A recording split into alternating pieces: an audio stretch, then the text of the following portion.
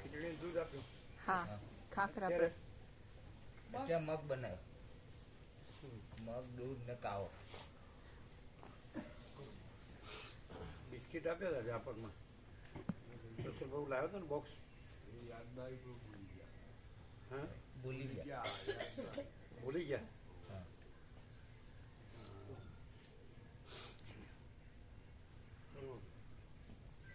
નહોતું યાદ રાખવાનું એને ભૂલતા ને. યાદ રાખવાનું એને ભૂલી જાય.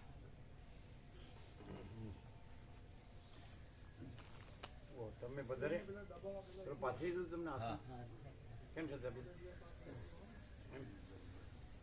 બરાબર. ઓમ બેસો બેસો. હા આવડવાનું છે ને? બરાબર. ક્યારે આવ્યા? કાલે આવી ગયા ગોધીનગર. ગોધીનગર કાલે આવ્યા. પછી અત્યારે આવ્યા? અત્યારે અત્યારે કોની આવ્યા? રાધેપુર બળદેવપુર બળદેવપુર રાધેપુર. અચ્છા બરાબર. એમને તો નાઈટ કરતા. હા એમને તો રોકાણ નાઈટ. બરાબર.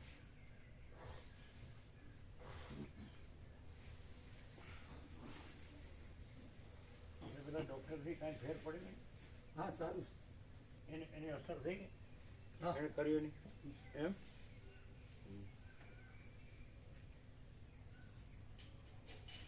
શું લંબાવો જ લંબાવો? હા લંબાઈ. હા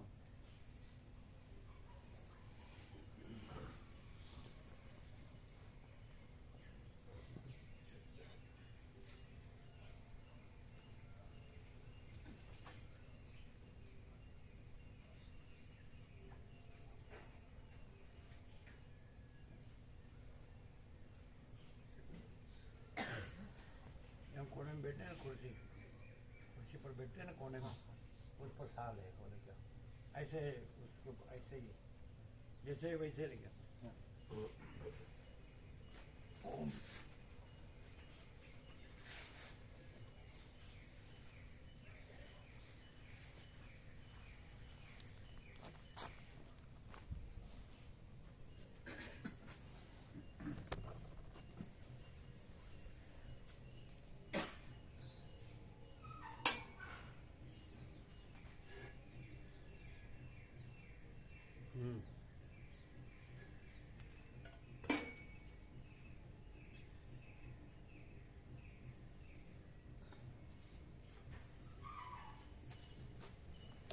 ओम बराबर.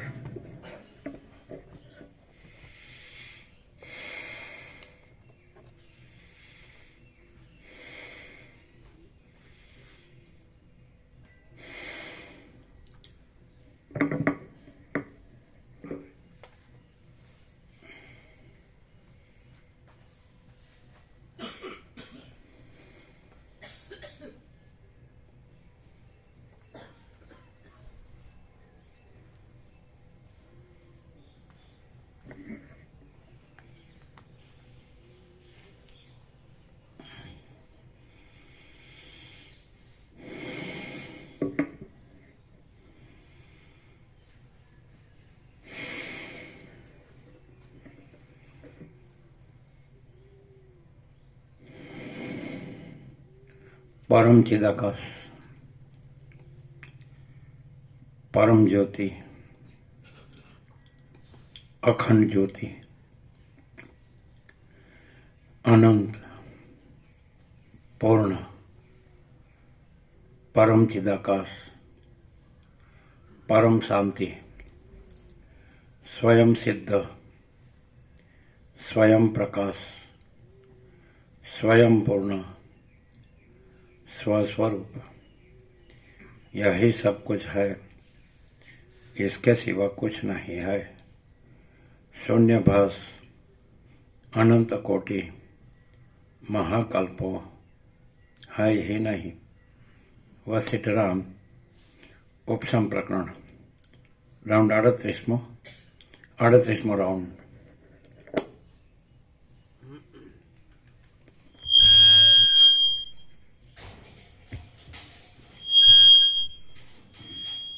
આદ્ય પરબ્રહ્મ સદગુરુ દેવ કી જય. ઓમ શ્રી પરમાત્મને નમઃ. સદગ્રંથોમાં શિરોમણી શ્રી યોગ વાસિષ્ઠ મહારામાયણ ઉપશમ પ્રકરણ પેજ નંબર 587 587 સર્ગ 18મો. સંસારમાં રહેતો જ્ઞાની સંસારના દુઃખોથી પીડાતો નથી. આ 18મા સર્ગમાં જે સ્થિતિથી રહેનારો વિદ્વાન સંસારમાં પીડાય નહીં તે સ્થિતિ વિસ્તારથી કહેવામાં આવશે. વસિષ્ઠ બોલ્યા, હે રામ, સમાહિત મનવાળા અને કામ લોભ આદિ કુદ્રષ્ટિઓથી દૂષિત નહીં થયેલા જીવન મુક્ત લોકો આ સંસારમાં લીલાથી વિચરે છે. તેમનો ફરીથી વસિષ્ઠ બોલ્યા, હે રામ, સમાહિત મનવાળા અને કામ લોભ આદિ કુદ્રષ્ટિઓથી દૂષિત નહીં થયેલા જીવન મુક્ત લોકો આ સંસારમાં લીલાથી વિચરે છે. સહજ અર્થ શું કરાય? લીલા માત્ર એટલે સહજ અથવા સ્વાભાવિક રીતે એવો અર્થ થાય. सहज विचारते हैं, है ना. समाहित मन वाले माने जिसका मन परमात्मा में समा गया है, माने मन नहीं रहा. जो लहर जैसे अनंत महासागर में समा गई है तो अनंत महासागर ही है, वैसे अनंत महाचिदाकाश महासागर ही है. और काम क्रोध लोभ आदि दोषों से मुक्त है, ऐसा है ना. ऐसा ही है ना, समाहित और काम दोष से रहित, काम लोभ आदि दोष से रहित. तो लीला मात्र इस संसार में विचरते जीवन मुक्त. माने जीवन मुक्त माने ये जो दिख रहा है वो आभास से वो मुक्त है और स्वरूप से वो अनंत महाचिदाकाश महासागर है. दिखने में वो लहर दिखता है कि मनुष्य है, कोई व्यक्ति है, कोई जीव है, लेकिन अंदर से उसका मन है वो अनंत परमात्मा महासागर में, सच्चिदानंद ब्रह्म महासागर में समाया हुआ है. और इसलिए जीव भाव नहीं है, चित्त नहीं है, और कर्मेंद्रिय ज्ञानेंद्रिय प्राण प्रकृति ये सब नहीं है, देह दृश्य में मेरा नहीं है, इसलिए वो सब समा गया. लहर पूरी अनंत महासागर ही है और लहर नहीं है. ऐसे वो जीवन मुक्त माने वो अनंत महासागर, अनंत महाचैतन्य प्रकाश महासागर. तो लीला मात्र माने महासागर कैसे? लीला मात्र लील धातु है. इसमें ब्रह्मसूत्र जो व्यास ने 555 बनाए वेदों में से, तो लोकवत्यु लीला कैवल्यम ऐसा एक शब्द है. तो लील धातु है. लीला मात्र लील, हिलना डुलना. माने जल, अनंत महासागर जल हिलता डुलता है, उसको लीला कहते हैं. हिलने डुलने से लहर भासता है, लहर का उत्पत्ति स्थिति लय भासता है, तो लीला मात्र माने एपियरेंस. खाली दिखता है कि जल हिलता डुलता है और लहर भासता है, लहर उत्पत्ति स्थिति लय भासता, लेकिन वो महासागर ही है. तो विश्व जीवन मुक्त है, सब अनंत सच्चिदानंद ब्रह्म महासागर है, कोई जुदा कुछ भी नहीं है, अलग दूसरा कुछ नहीं है. तो लेकिन जो डिफरेंस क्या है? डिफरेंस महासागर में नहीं है, लेकिन जो हिलना डुलना और फिर उससे लहर भासना, वहाँ डिफरेंस क्या है कि लहर, यह लहर मैं हूँ, तो वो डिफरेंस महासागर में नहीं है. वो मैं ये लहर हूँ, तरंग वेव, तो वो अपीयरेंस है खाली. मैं ये लहर हूँ, मैं ये व्यक्ति हूँ, ये मनुष्य हूँ, जीव हूँ, तो ये अपीयरेंस है, खाली अपीयरेंस, ऐसा भासता है. वास्तव में सब अनंत महासागर ही, अनंत सच्चिदानंद ब्रह्म महासागर ही है. तो ऐसा जीवन मुक्त है. माने जीवते जीवन मुक्त कर कहते हैं, दो अर्थ हो सकते हैं. जीव भाव से मुक्त माने लहर भाव से मुक्त, और दूसरा होता है जीते जी मुक्त. माने जब जीव भासता है, जगत भासता है, तब भी, मरने के बाद नहीं. जीवन मुक्त माने जीते जी मुक्त, और जीवन मुक्त माने जीव भाव से मुक्त. मैं ये लहर हूँ, ये भाव से मुक्त, मैं अनंत महासागर हूँ. सब सारा मैं माने व्यक्ति नहीं, लहर नहीं. मैं ये लहर महासागर हूँ ऐसा नहीं, सारा का सारा पूरा पूरा अनंत महासागर है. अखंड एक रस, अनंत अखंड भेद, घन पूर्ण भरपूर, कोई जगह खाली नहीं. जैसे कल बीच में अनंत महासागर का दर्शन किया है ना, किया ना, कल परसों किया. परसों किया ना, तो कैसा है, एकदम दिव्य अलौकिक सत्य से सुंदर। तो मैंने जीवन मुक्त होता है तो लहर सारी अनंत लहर भासती है, लेकिन उसकी भी लहर भासती है, लेकिन वहाँ वो ये सारी लहर नहीं है, अपनी लहर भी नहीं है, और सारा अनंत सच्चिदानंद ब्रह्म महासागर है, ऐसा सारा आनंद महाचैतन्य प्रकाश महासागर है, ऐसा। तो ऐसा उसमें फिर काम क्रोध लोभ मोहम्मद मात्सर्य हो तो दोष होगा ही नहीं, ये मैं नहीं हूँ, फिर मैं तो अनंत सच्चिदानंद ब्रह्म महासागर हूँ, ऐसा। और मैं रखे तो भी नहीं है, लहर ऐसा कहे कि मैं ये लहर हूँ, तो भी वो तो महासागर ही है। वैसे कोई कहे कि मैं ये जीव हूँ, तो भी वो वास्तव में तो वो अनंत सत चैतन्य अनंत परमात्मा परब्रह्म परमात्मा परम चिदाकाश परम ज्योति अखंड ये महासागर ही है, ऐसा। तो उसके अंदर कैसा होता है, जैसे अनंत महासागर में अपने में अपना एंटिटी आइडेंटिटी होती है कि मैं अनंत महासागर हूँ, वैसे उसमें होता है कि मैं स्वयं परम चिदाकाश परम ज्योति अखंड ज्योति हूँ, ऐसा होता है। वो वृत्ति नहीं है, संकल्प नहीं है, वो केवल स्वरूप ही है। अनंत महासागर सूर्य है तो मैं सूर्य हूँ, आकाश है तो मैं आकाश हूँ, सहज। मैंने सोचना क्या न सुनना नहीं है ही। महासागर मैं महासागर हूँ। तो वैसे जिसका आत्म साक्षात्कार होता है, ब्रह्म साक्षात्कार होता है, तो फिर वो क्या होगा, मैं स्वयं परम चिदाकाश परम ज्योति अखंड ज्योति हूँ, मैं स्वयं महाचिदाकाश स्वयं प्रकाश संपूर्ण प्रकाश हूँ, क्योंकि यही सब कुछ है, इसके सिवा कुछ नहीं है। शून्यवास अनंत कोटि महाकल्प है ही नहीं। मैं स्वयं पूर्ण ब्रह्म अनंत तेजगन अनंत चितगन हूँ, मैं स्वयं परमाकाश केवल अनंत शुद्ध तेजगन हूँ, मैं स्वयं परमाकाश अखिल आत्मा पूर्ण ब्रह्म परमात्मा हूँ। यह जीवन मुक्त। माने दो अर्थ हुए, एक जीते जी मुक्त और दूसरा जीव भाव से मुक्त, माने ये लहर भाव से मुक्त कि मैं ये जीव हूँ। તો આગે તો કાંઈ એક અસ્તિત્વ વ્યક્તિત્વ વગરનું અને કેન્દ્ર વિનાનો અનંત. એક કેન્દ્ર જે કીધું અથવા એક વ્યક્તિત્વ કીધું તો એ લહર तो है ही नहीं, इसलिए वो कैसे कहने का, केंद्र कहना ही नहीं है, लहर कहना ही नहीं, क्योंकि अनंत अखंड अभेद महासागर ही है, सारा का सारा पूरा पूरा एक ही अद्वितीय अनादि अनंत अनंत निरंजन निराकार निर्विकार अपरिच्छिन्न परमाकाश परम चिदाकाश परमाकाश अनंत संपूर्ण अनंत सर्वतः અને તુર્યાતીત अपरिच्छिन्न अनंत अखंड अभेद महातत्व महासामान्य. तो महासागर महासागर ही है, बस जल जल जल ही जल. तो ऐसे महाचिदाकाश महाचैतन्य प्रकाश ही है, महाचैतन्य ही महाचैतन्य ऐसा. तो जीवन मुक्त है वो दिखता है, लहर दिखती है, लेकिन वो महासागर ही है. तो जीवन मुक्त की लहर दिखती है, लेकिन वो अनंत महाचैतन्य प्रकाश अनंत सारा अनंत अखंड महाचैतन्य प्रकाश है. मैंने महासागर समझ आया ना. फिर से जीवन मुक्त समाहित मन वाला, समाया हुआ, समाहित माने समाया हो. लहर है तो ऐसे समझ माने लहर का आकार न रहे ऐसा नहीं, लहर तो चलती है, लीला मात्र. लीला मात्र माने खाली ऐसा लगता है महासागर हिलता जुलता है, लेकिन महासागर ही है. तो महासागर निश्चल हो स्थिर हो तो अभी महासागर है, और हिलता जुलता हो तो भी महासागर है. तो हिलना डुलना उसको लीला मात्र कहते हैं. ऐसा ब्राह्मी स्थिति ऐसा, और ब्रह्म निर्वाण ऐसा, और उपशम निर्वाण ऐसा. माने ये सब दिखता है, इससे उसमें कोई फर्क नहीं पड़ता है. सारा अनंत अखंड महाचैतन्य प्रकाश है महासागर. तो वो निश्चल लगे तो भी वही है, उसको महासत्ता महासामान्य बोलते हैं.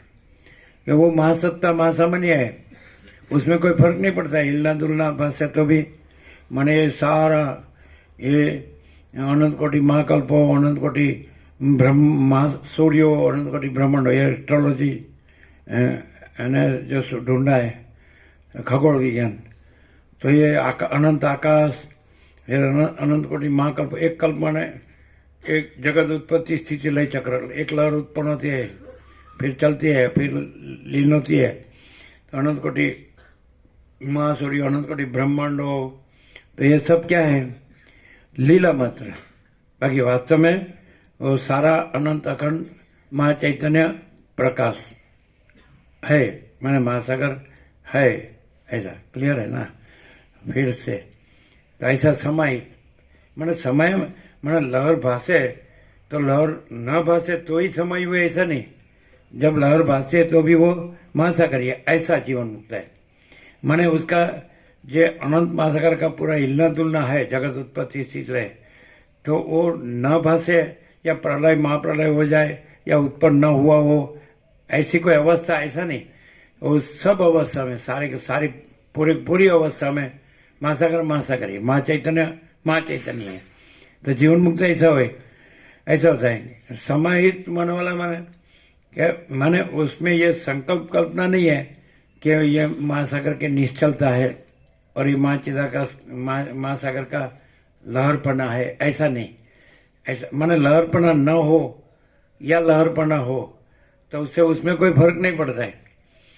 अब ये दिखता हो, ये सारा पूरा ले लो, आकाश, अनंत कोटि महासूर्य, अनंत कोटि ब्रह्मांडो, अनंत कोटि सृष्टि, कुछ भी या न हो तो उससे कोई फर्क नहीं पड़ता है कि वो तो जो महाचैतन्य तो महाचैतन्य है, महासागर तो महासागर है। तो वैसे जीवन तो समाहित मन वाला, जब मन का संकल्प कल्पना रहता है तो ये सब भेद, सारे भेद भाषते हैं कि ये उसका सत्ता सामान्य रूप है, महासत्ता महासामान्य, ये उसका लीला रूप है, ऐसा नहीं।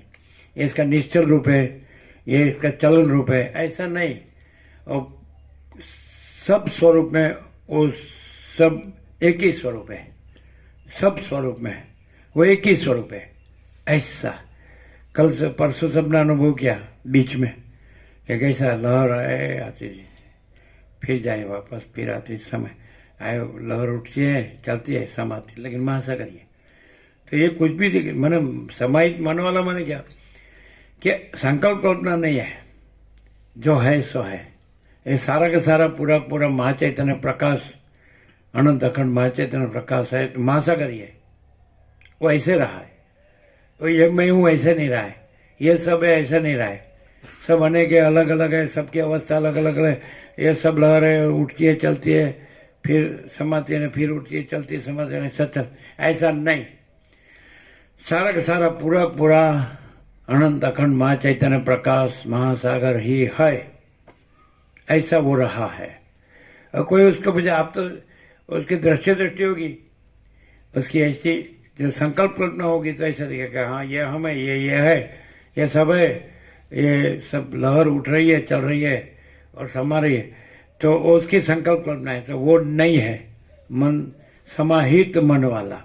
माने ऐसी संकल्प कल्पना रहित, उसमें संकल्प कल्पना नहीं है कि ये अनंत अखंड, सारा अनंत अखंड माँ चैतन्य प्रकाश है, फिर वो अनंत स्वच्छ आकाश भाषा है, फिर उसमें अनंत कोटि महाकल्पो भाषा है। कल्प माने सृष्टि, उत्पत्ति, जगत उत्पत्ति स्थिति लय चक्र, वो अनंत कोटि महासूर्य भाषा है, अनंत कोटि ब्रह्मांड भाषा है।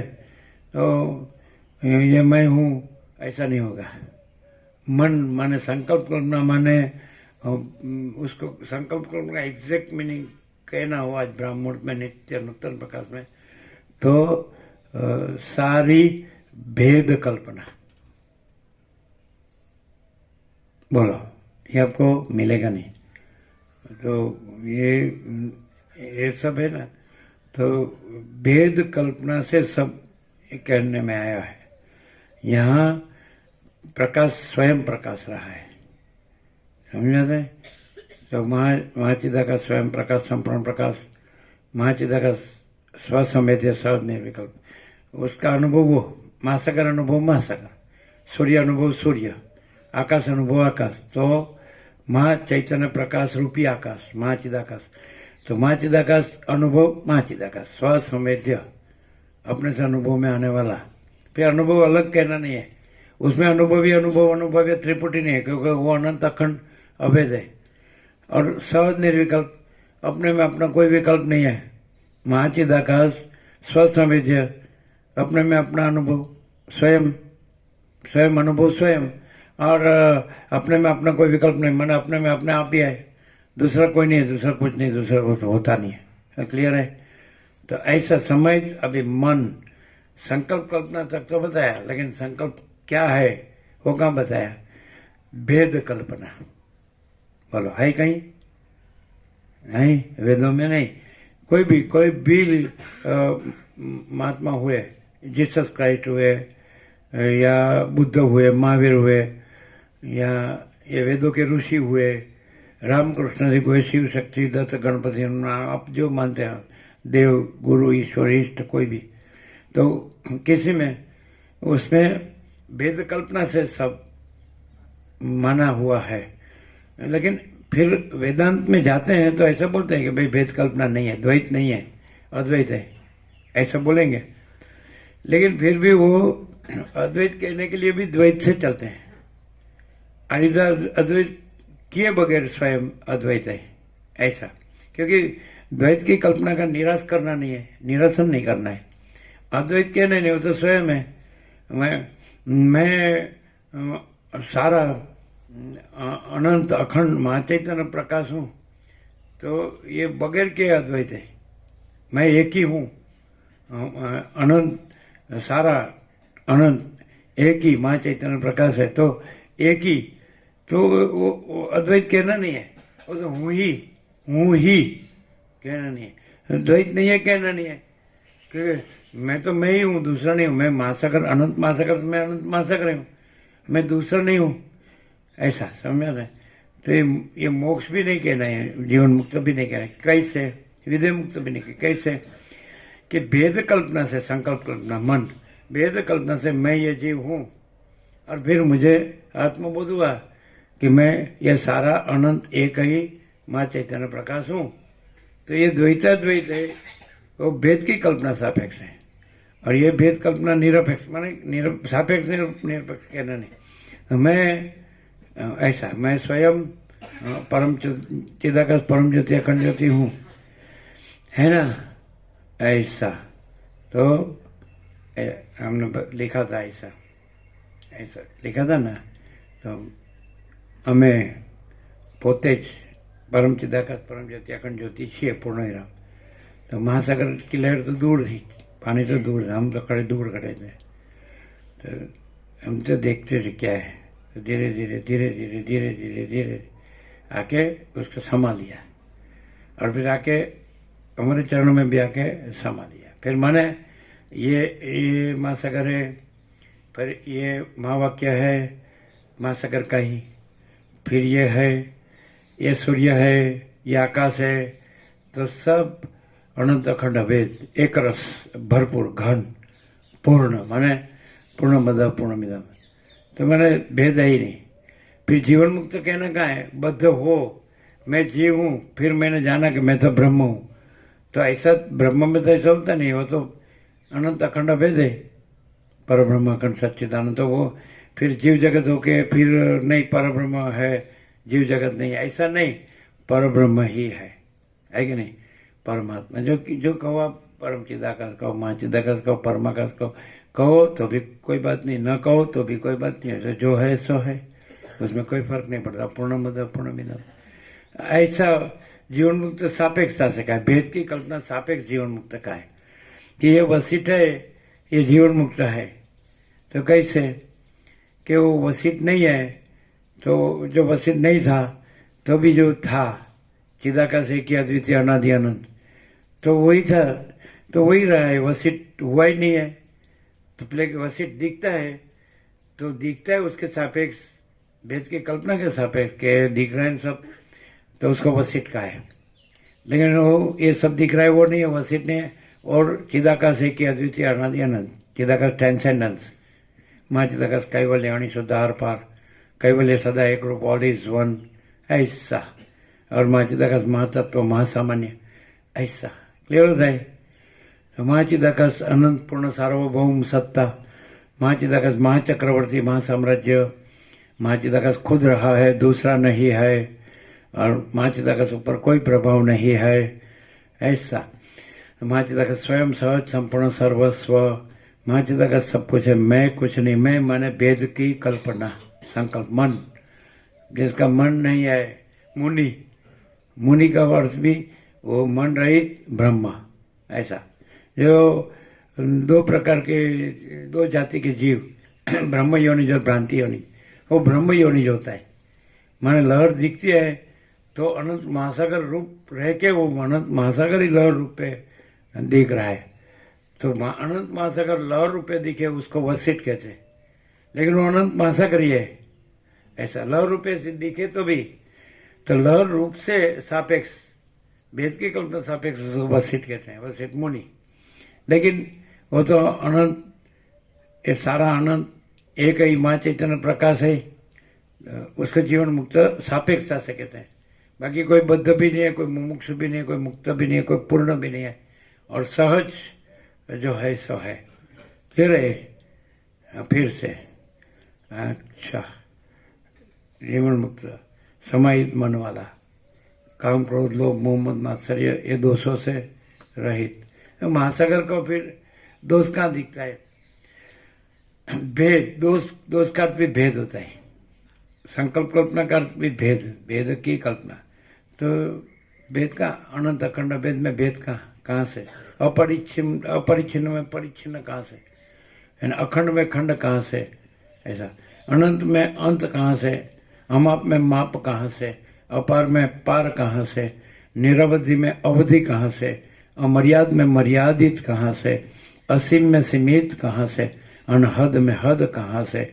अखंड में खंड कहाँ से? अभेद में भेद कहाँ से? चिदाकाश में चिदाभास कहाँ से? इस सारा का सारा पूरा अनंत शुद्ध चिदाकाश।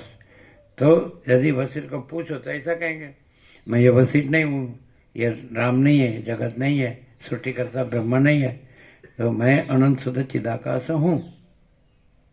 सिंपल, एकदम सिंपली, सीधा, माने डायरेक्ट, सहज। मैं ये वशिष्ठ नहीं हूँ, मैं अनंत शुद्ध चिदाकाश हूँ। इननेट माने केवल स्वरूप से,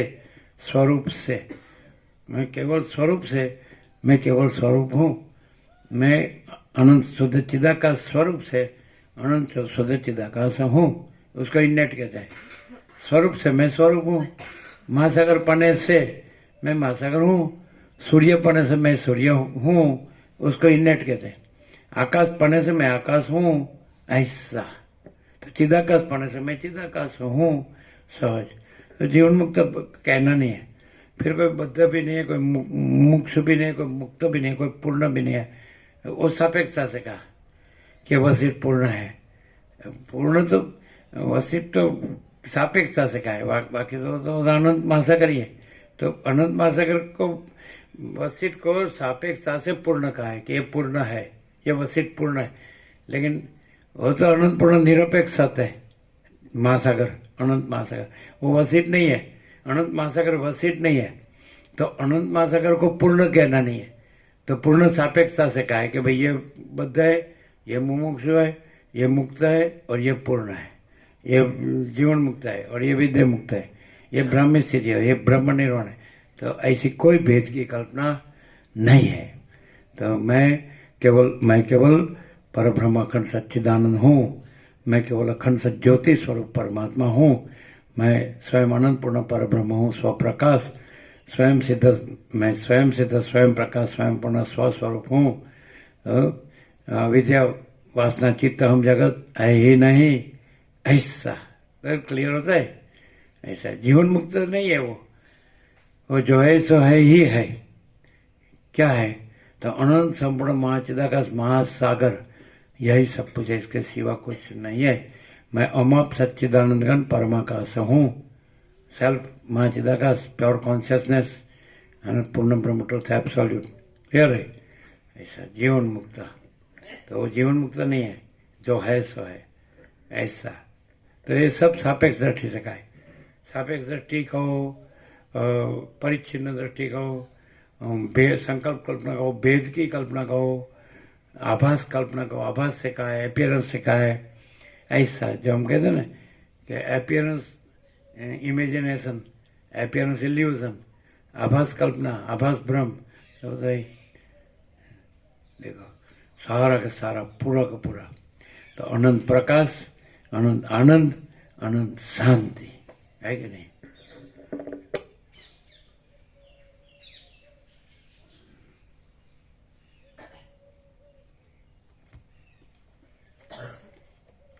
વશિષ્ઠ બોલ્યા, હે રામ, સમાહિત મનવાળા અને કામ, લોભ આદિ કુદ્રષ્ટિઓથી દૂષિત નહીં થયેલા જીવન મુક્ત લોકો આ સંસારમાં લીલાથી વિચરે છે. કામ ક્રોધ આદि કુદ્રષ્ટિઓથી દૂષિત નહીં થયેલા.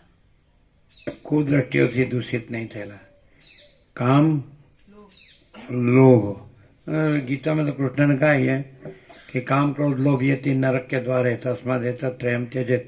गीता में देखा है, ये काम क्रोध लोभ ये तीन नरक के द्वार है, इसलिए इनका त्याग करना चाहिए, ऐसा कृष्ण ने अर्जुन को गीता में कहा है. काम का अर्थ क्या होता है? काम का अर्थ इच्छा होता है.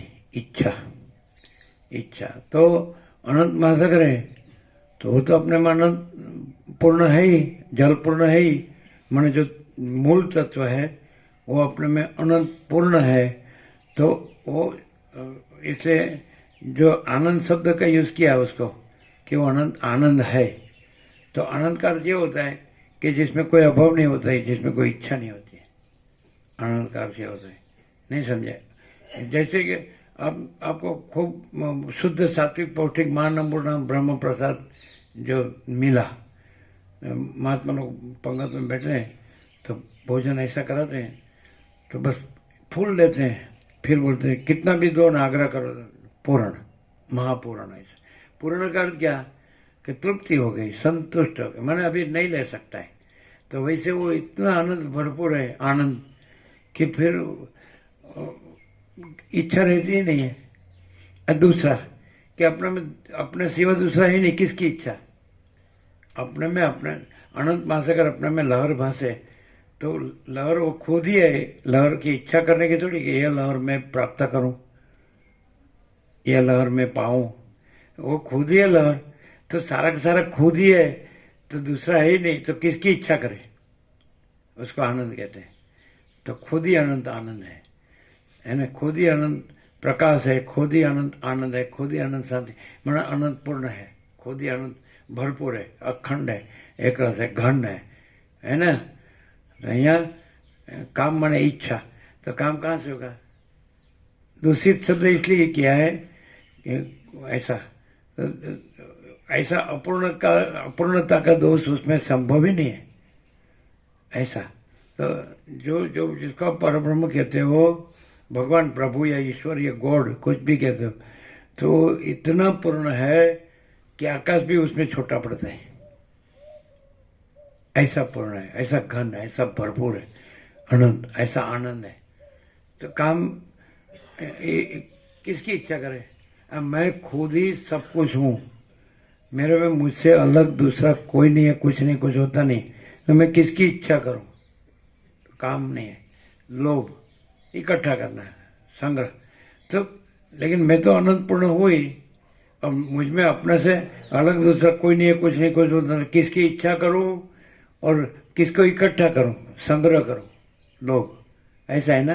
लोभ का अर्थ तो ये होता है कि मैं ये इकट्ठा करूं, नहीं तो फिर क्या करूं, कहाँ जाऊं, कैसे रहूं मैं, कैसे मैं, मेरे को रहना तो चाहिए, मेरे को पहनना ओढ़ना बिछाना चाहिए, मुझे खाना पीना तो चाहिए, मुझे सबसे मिलना जुलना तो चाहिए, लेन देन व्यवहार तो करना चाहिए, मुझे सब प्रकार का सुख तो चाहिए. अरे लेकिन मैं ही अनंत आनंद हूँ, मैं ही अनंत प्रकाश हूँ, मैं ही अनंत आनंद हूँ, मैं ही अनंत शांति हूँ. मैं किसकी इच्छा करूँ? मुझसे भिन्न कोई हो तो मैं उसकी इच्छा करूँ, लेकिन मुझसे भिन्न ये अनंत में मैं अनंत ही अनंत हूँ, अनंत में अनंत ही हूँ, तो मैं अनंत ही अनंत हूँ, अनंत में अनंत ही हूँ, तो मुझ में अंत वाला संभवित ही नहीं है. फिर अंत वाला की इच्छा भी संभवित नहीं है, फिर अंत वाला की लोभ भी संभवित नहीं है ना? क्रोध शब्द बीच में रह गया. तो फिर जब ऐसा भेद की कल्पना होती है तो अपनी इच्छा है, परिच्छिन्नता में आ गए, तो परिच्छिन्न कोई वस्तु की इच्छा है, उसमें बीच में कुछ आता है, एक तो अठ, एक तब उसको क्रोध कहते हैं। लेकिन वो तो परिच्छिन्नता से, परिच्छिन्नता है नहीं, मैं तो अपरिच्छिन्न परमाकाश परम चिदाकाश हूँ। मुझसे भिन्न कोई नहीं है, कुछ नहीं कुछ होता, सब मैं ही मैं हूँ।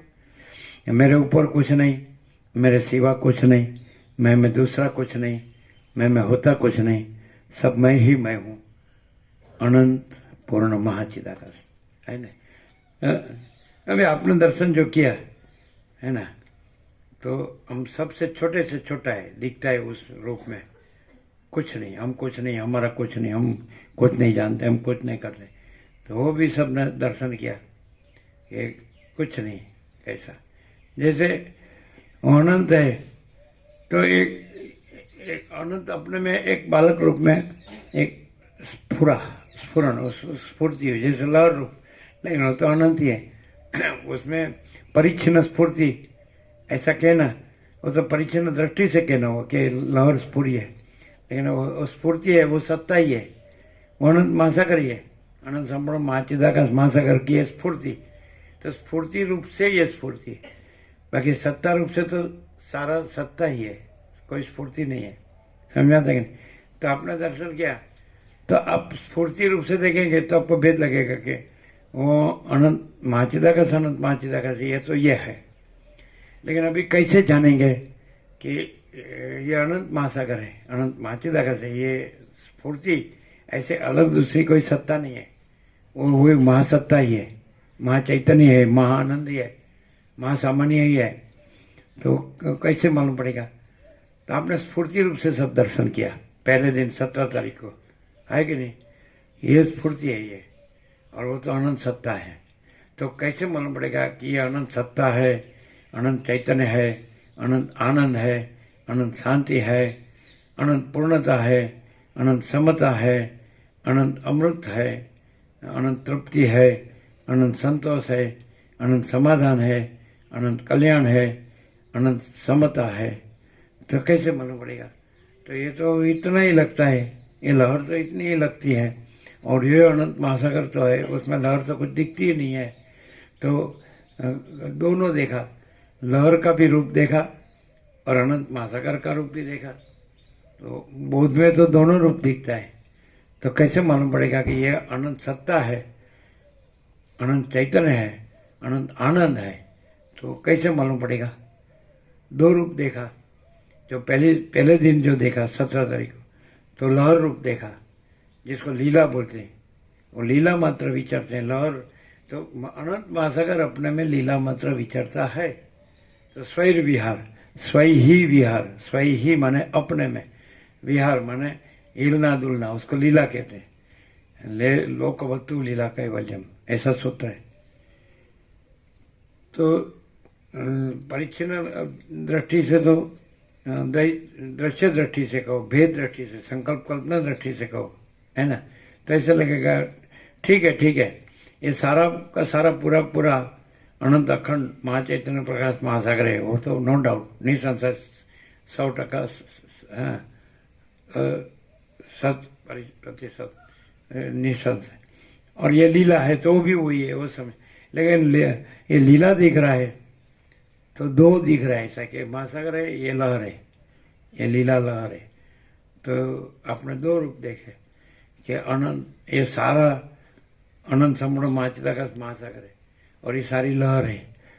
तो आपको तो ये मैं हूँ और ये है, तो हम इसको देखते हैं, ये सब भी सबको देखते हैं, सब है, सब सबको देखते हैं, ऐसा सबकी दृष्टि। तो ये अनंत ऐसा कहा, हम स्वयं ही परम चिदाकाश परम ज्योति अखंड ज्योति है। वो कैसे? क्योंकि लीला रूप दिख रहा है। लहर ऐसा कहे, लहर से ऐसा आवाज आए कि मैं ये सारा पूरा अनंत अखंड अभेद महासागर हूँ, ऐसे लीला में से आवाज आए, ऐसा दिखाई दे कि लीला बोल रही है। तो कैसे जानेंगे कि आवाज तो अनंत महासागर का है? तो ये ऐसा लीला रूप दिख रहा है, लहर रूप दिख रहा है, और कहेगा हम स्वयं ही परम चिदाकाश परम ज्योति अखंड ज्योति है। तो बोले ये तो इतना ही है, वो तो अनंत है। लहर में से आवाज आया कि मैं अनंत महासागर हूँ, भरपूर घन पूर्ण, है ना। तो कहेंगे तो ये लहर थोड़ी महासागर है, महासागर महासागर है। तो कैसे मालूम पड़ेगा कि ये लहर है वो महासागर ही है, अलग दूसरी नहीं है लहर। तो कैसे मालूम पड़ेगा? ये तो दिखता है सब जैसा सामान्य मानस। या ऐसा कहे हम स्वयं ही परम चिदाकाश परम ज्योति अखंड ज्योति है, तो कैसे होगा? नहीं मालूम पड़ेगा। फिलोसॉफी से नहीं, थियोरी से नहीं, प्रैक्टिकली। प्रैक्टिकली कैसे मालूम पड़ेगा? ये यहाँ से आवाज आएगा, है ना। हमने लिखा और उसने अपने में समा लिया, अनंत ने अपने में, कि ये अनंत है, ये शब्द नहीं है। ये लिखने वाला भी माने अलग दूसरा नहीं है, ये शब्द भी हम है और ये लिखने वाला भी हम है, अनंत। ये जो लिखा है वो शब्द नहीं है, वो हम अनंत ही है। लिखने वाला भी वो मनुष्य नहीं है, जीव नहीं है, व्यक्ति नहीं है, हम अनंत ही है। ओ तो उसने तो बोल दिया।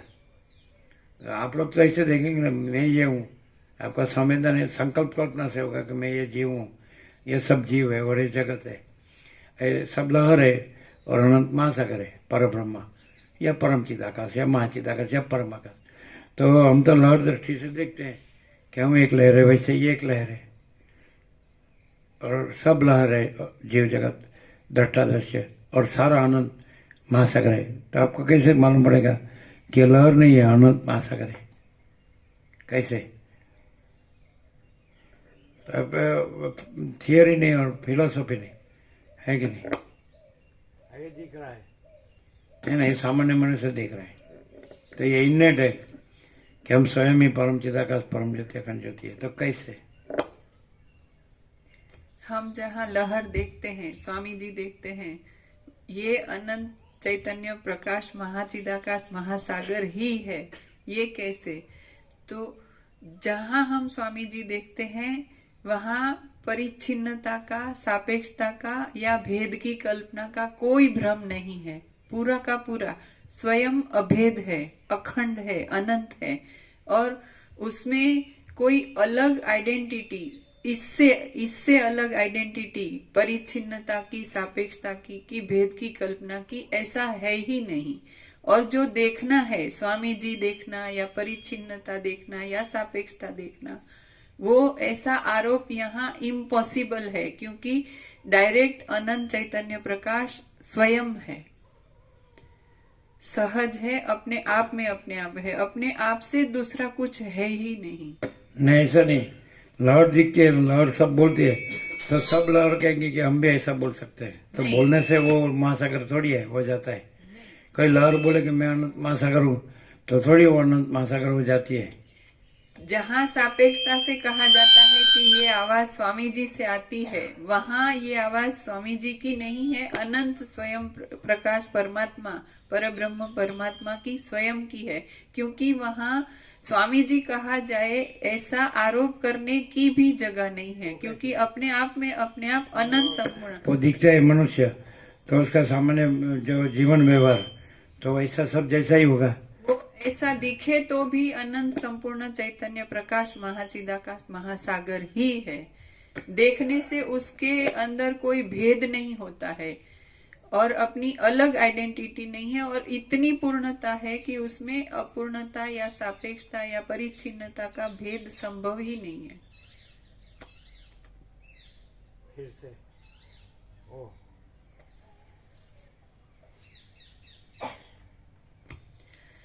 વશિષ્ઠ બોલ્યા, હે રામ, સમાહિત મનવાળા અને કામ, લોભ આદિ કુદ્રષ્ટિઓથી દૂષિત નહીં થયેલા જીવન મુક્ત લોકો આ સંસારમાં લીલાથી વિચરે છે. તેમનો સ્વભાવ નીચે પ્રમાણે હોય છે. જીવન મુક્ત થયેલો પુરુષ સંસારમાં વ્યવહાર કરવા છતાં પણ આદિમાં જન્માદિક દુઃખોરૂપી, મધ્યમાં રોગ આદિ દુઃખોરૂપી અને અંતમાં મરણ આદિ દુઃખોરૂપી અત્યંત નિસારપણાવાળી જગત સંબંધી ગતિઓને હસવા યોગ્ય ગણે છે.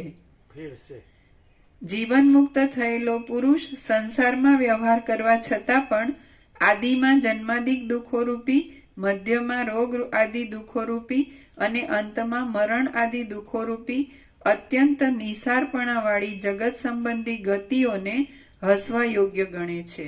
महासागर अभी जीवन मुक्त को सीधा कोई व्यक्ति अर्थ नहीं लेने का, अनंत महासागर अर्थ ही लेने का, लहर अर्थ नहीं लेने का, लहर से अर्थ नहीं लेने का। तो अनंत महासागर को अपने में वो निश्चल भाषे या अपने में लीला लहर रूप में भाषे, तो उसको अपने में जन्म का भ्रम या जीवन में दुख का भ्रम या मृत्यु में अंत का भ्रम ऐसा नहीं है कि वो तो आदि मध्य अंत रहते उसमें वो अपने में वो ही है जो है सो है। वो अपने में उत्पन्न होता है ऐसा भी नहीं है, वो अपने में रहता है वैसा भी नहीं है, और वो अपने में लय होता है ऐसा नहीं। वो ऐसा जो जिसको कहते हैं जो नहीं है ऐसा ये लीला माने चलन और कोई लहर आकार से ये सब कहा जाता है कि जन्म का भ्रम, फिर जीवन में दुख का भ्रम, फिर मृत्यु में अंत का भ्रम। तो वो तो कुछ नहीं ऐसा एक समझ में आता है, एक माइक ऐसा माया नहीं है, माया कुछ नहीं है माइक दृष्टि से। लेकिन वो तो अनंत महासागर तो अनंत महासागर है, वो न अपने में उत्पन्न होता है, न चलता है, न लीन होता है। वो तो महासागर वो घन है, महासागर महासागर ही, वो अपने में दूसरा कुछ नहीं, दूसरा कुछ होता नहीं है। उसको कहते हैं जीवन मुक्त का अर्थ अभी हम डायरेक्ट अनंत संपूर्ण महाचिदाकाश महासागर हम पूर्ण स्वरूप से लेते हैं। अनंत परम पद, परम कैवल्य, पूर्ण विश्रांति, परम चिदाकाश, परम ज्योति, अखंड ज्योति, ऐसा। तो उसमें न जन्म का भ्रम है, न जीवन का दुख का भ्रम है, न मृत्यु का अंत का भ्रम है, ऐसा। तो जो नहीं है ऐसे आभासाकार विकार नहीं है, और लीला मात्र जो है वो भी महासागर है, और जने कुछ नहीं है ऐसा आभासाकार विकार है वो भी महासागर ही है, ऐसा। भले लहर परसों देखा लहर भासती है, लेकिन वो अनंत महासागर ही है, ऐसा। तो यहाँ जीवन मुक्त हम अर्थ लेंगे खुद अनंत महासागर, अनंत महाचिदाकाश, अनंत पूर्ण सार्वभौम सत्ता, और महाचिदाकाश महाचक्रवर्ती महासाम्राज्य। महाचिदाकाश खुद रहा है, दूसरा नहीं है, महाचिदाकाश पर कोई प्रभाव नहीं है। तो जो परिच्छिन्न दृष्टि वाला देखेगा कि ये तो वसिष्ठ है, तो ये तो सामान्य मनुष्य है, सब जैसा मुनि है या कुछ ज्ञानी है, ये ब्रह्मा का मानस पुत्र है, रघुकुल का राम का गुरु है, ये चिरंजीव ऐसा वैसा। तो वो सबको अपने स्वरूप का ज्ञान या बोध देकर उसको भी वही रखता है, अनंत संपूर्ण महाचिदाकाश महासागर। भाई तुम ये आभासाकार विकार से भी दिखता है, फिर भी आप अनंत महासागर ही है, महाचिदाकाश है। तो वो जो भेद दृष्टि है और ये परिच्छिन्न दृष्टि है, सीमित संकुचित, तो उससे अच्छा लगता है कि वसिष्ठ है। लेकिन वो कोई अपने में लहर दृष्टि से होगा कि मैं ये लहर हूँ, ये वसिष्ठ ये लहर है, लेकिन वसिष्ठ में वो लहर और मैं लहर और ये अनंत लहर ऐसा नहीं, सारा का सारा पूरा पूरा अखंड अनंत अखंड एक रस घन पूर्ण भरपूर स्वयं महासागर है कि नहीं, ऐसा। तो उसमें आदि मध्य अंत का कोई भ्रम, भेद का भ्रम नहीं है, भेद की कल्पना नहीं है, ऐसा। वो तो पूर्ण ही है, पूर्ण स्वरूप अनंत।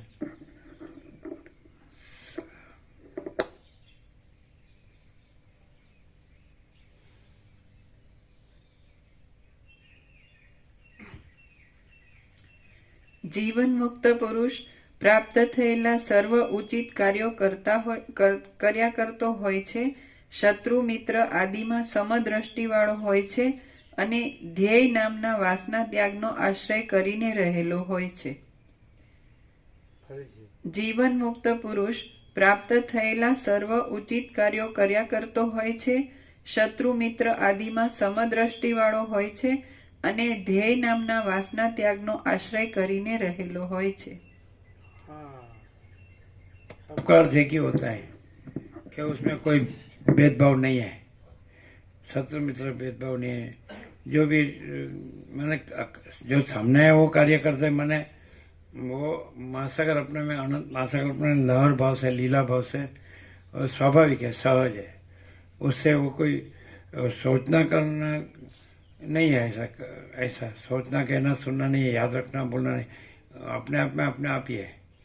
और स्वयं अपने में अनंत एक रूप है और स्वयं अपने में अनंत लीला लहर है। तो अनंत एक रूप कहो या अनंत लीला लहर कहो, नो डिफरेंस, क्योंकि महासागर तो महासागर ही, महाचिदाकाश तो महाचिदाकाश ही, स्वयं ही स्वयं। तो महाचिदाकाश ही महाचिदाकाश जो है स्वयं, महाचिदाकाश ऊपर कुछ नहीं, उसके सिवा कुछ नहीं, उसमें दूसरा कुछ नहीं, उसमें होता कुछ नहीं, महाचिदाकाश ही महाचिदाकाश जो है स्वयं, ऐसा। तो शत्रु मित्र का भी भेद नहीं है ना। और लास्ट दूसरा भी एक कहा, शत्रु मित्र का भेद नहीं है, ધ્યેય નામનો વાસના ત્યાગ કરીને રહે. नहीं कि ध्येय, ध्येय, ધ્યેય हाँ, उस ध्येय माने क्या कि उसका लहरपना शांत हो गया है, निर्वाण, विदय मुक्ति, ज्ञेय। ये ध्येय माने क्या कि उसका लहर रूप बसता है लेकिन वो अनंत महासागर ही है। और ज्ञेय का अर्थ क्या है, ज्ञेय नाम का वासना त्याग।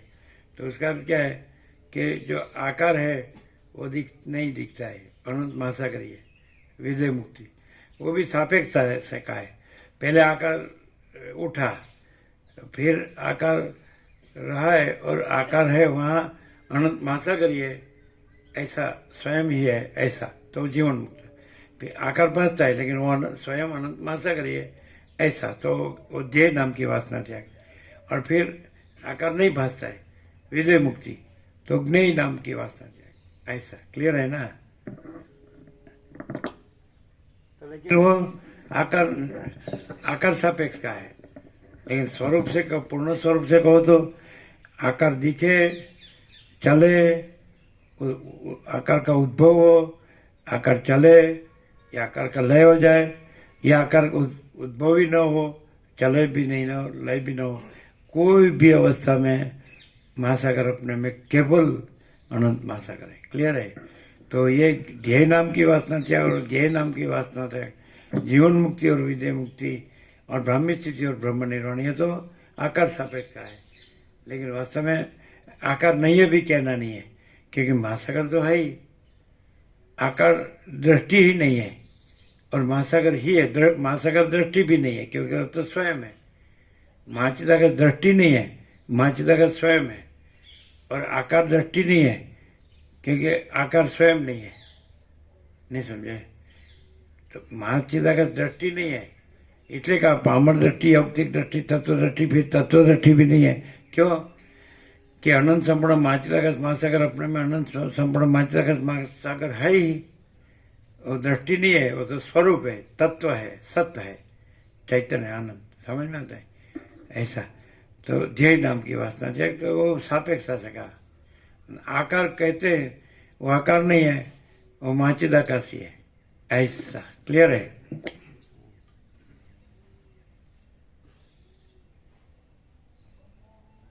ये कैसे बताया गया, शास्त्र गुरु का उपदेश उपचार कैसे बताया गया कि जहाँ कोई संकल्प कल्पना मैंने भेद की कल्पना, जो कुछ नहीं ऐसी कल्पना हो, तो भेद बताने के लिए नहीं कहा गया, ये भेद है ही नहीं और महाचिदाकाश ही है, ये बताने के लिए कहा। जैसे उत्पत्ति में कहा कि मैं जगत उत्पन्न हुआ है इसलिए उत्पत्ति प्रकरण नहीं कहता हूँ, जगत उत्पन्न हुआ ही नहीं है, क्योंकि महाचिदाकाश उत्पन्न होता ही नहीं है। वो महाचिदाकाश है, वो एक ही अद्वितीय अनादि अनंत है, अनंत अखंड भेद है, निरंजन निराकार निर्विकार है, आदि मध्य अंत रहित है, जन्म विकार नाश रहित है, पूर्ण ब्रह्म अनंत संपूर्ण अखंड अविनाशी। तो मैं तो उत्पत्ति है इसलिए नहीं है कहने के लिए, स्थिति नहीं है इसलिए कहता हूँ। उपशम निर्वाण भी होता नहीं, क्योंकि जिसकी उत्पत्ति नहीं है, स्थिति नहीं है, तो उसका कैसा उपशम, कैसा निर्वाण। राग विराग भी नहीं है, अज्ञान ज्ञान भी नहीं है, बंध मोक्ष भी नहीं है, दृष्टा दृश्य भी नहीं है, साक्षी साक्ष्य भी नहीं है, ऐसा। क्लियर होता है। समष्टि व्यष्टि भी नहीं है और कारण कार्य भी नहीं है, सूक्ष्म स्थूल भी नहीं है, और अखंड चैतन्य है ना, पूर्ण चैतन्य, अनंत चैतन्य, अभेद चैतन्य।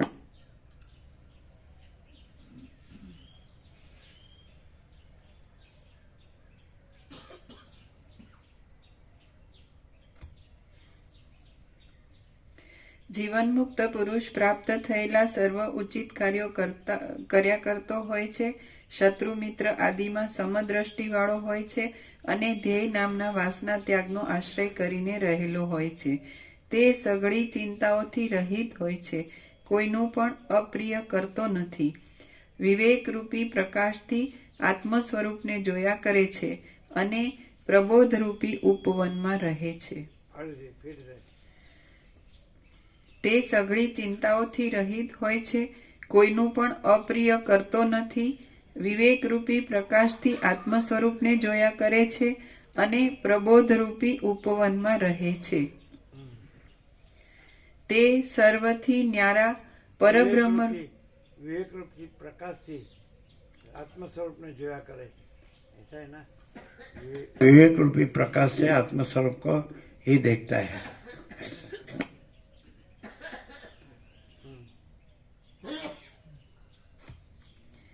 વિવેકરૂપી પ્રકાશથી આત્મ સ્વરૂપને જોયા કરે છે અને પ્રબોધરૂપી ઉપવનમાં રહે છે. તે સર્વથી ન્યારા પરબ્રહ્મરૂપી પદને અવલંબે છે. પૂર્ણિમાના ચંદ્ર જેવા શીતળ અંતઃકરણ વાળો હોય છે.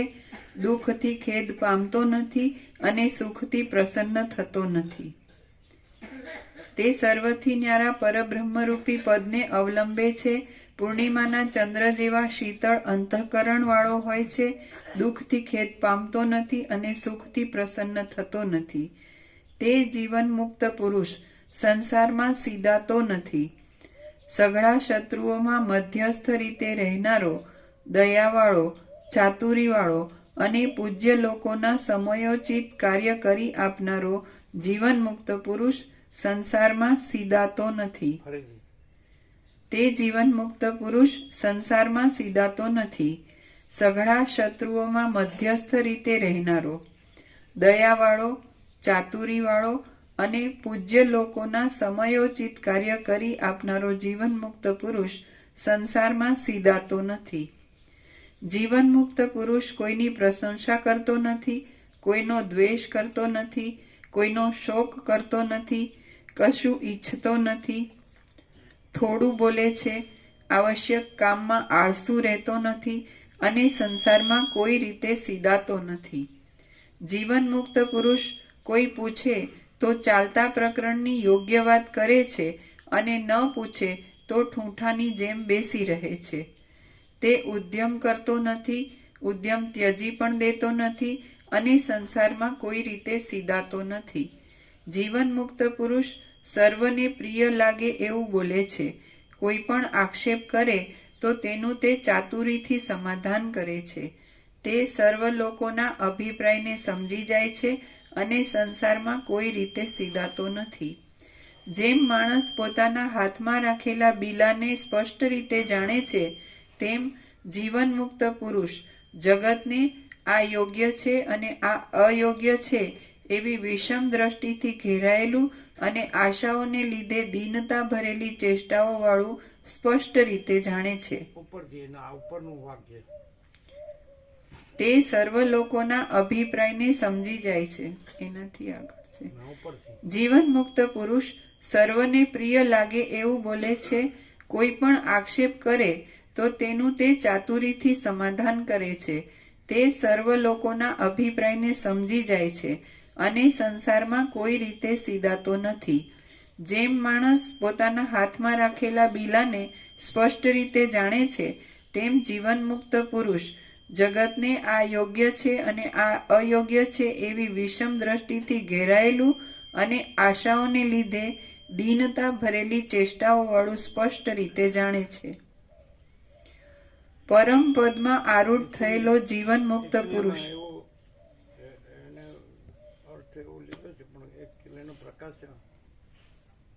હાથમાં રહેલા બિલાની જેમ એ પોતાને આમ આ બધું વર્ણન છે એના કરતાં એને પ્રકાશથી કેવું હોય તો એ પોતાને જ પરમ ચિદાકાશ પરમ જ્યોતિ અખંડ જ્યોતિ રૂપે અનુભવે છે. એમ પોતાના પૂર્ણ સ્વરૂપને, અનંત પૂર્ણ સ્વરૂપને જ અનુભવે છે એવો અર્થ થાય બધા. પણ આમાં બધું વર્ણન જુદું જુદું છે.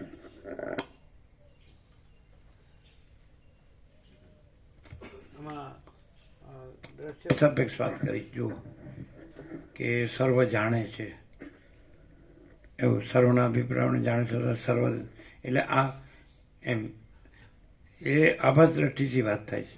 પણ એકચ્યુઅલી હસ્તામાં લગભગ હાથમાં રહેલા બીલાની જેમ, એટલે શું કે પોતે જ પરમ ચિદાકાશ પરમ જ્યોતિ અખંડ જ્યોતિ છે એવું સહજ છે. અનુભવવું જુદું નથી, જાણવું જુદું નથી, અને પ્રાપ્ત કરવું જુદું નથી, પોતે જ છે એવું સહજ કહેવાય. કે અમે પોતે જ પરમ ચિદાકાશ પરમ જ્યોતિ અખંડ જ્યોતિ છીએ, તો એ કીધા વગર કીધે એ સહજ. અમે પોતે જ આનંદ સંપૂર્ણ ચિદાકાશ મહાસાગર છીએ, તો એ સહજ છીએ કે કયો કે ન કયો, એટલે એથી કાંઈ ફેર પડતો નથી. આમાં અર્થ કેવો આપે છે કે હાથમાં રહેલા બિલાની પેટે એ બધું જાણે છે, નહીં ખ્યાલ આવે આ બધું જો બરોબર. હાથમાં રહેલા બિલાની પેટે જેમ માણસ પોતાના હાથમાં રાખેલા બિલાને સ્પષ્ટ રીતે જાણે છે, તેમ જીવનમુક્ત પુરુષ જગતને આ યોગ્ય છે અને આ અયોગ્ય છે એવી વિષમ દ્રષ્ટિથી ઘેરાયેલું અને આશાઓને લીધે દીનતા ભરેલી ચેષ્ટાઓ વાળું સ્પષ્ટ રીતે જાણે છે.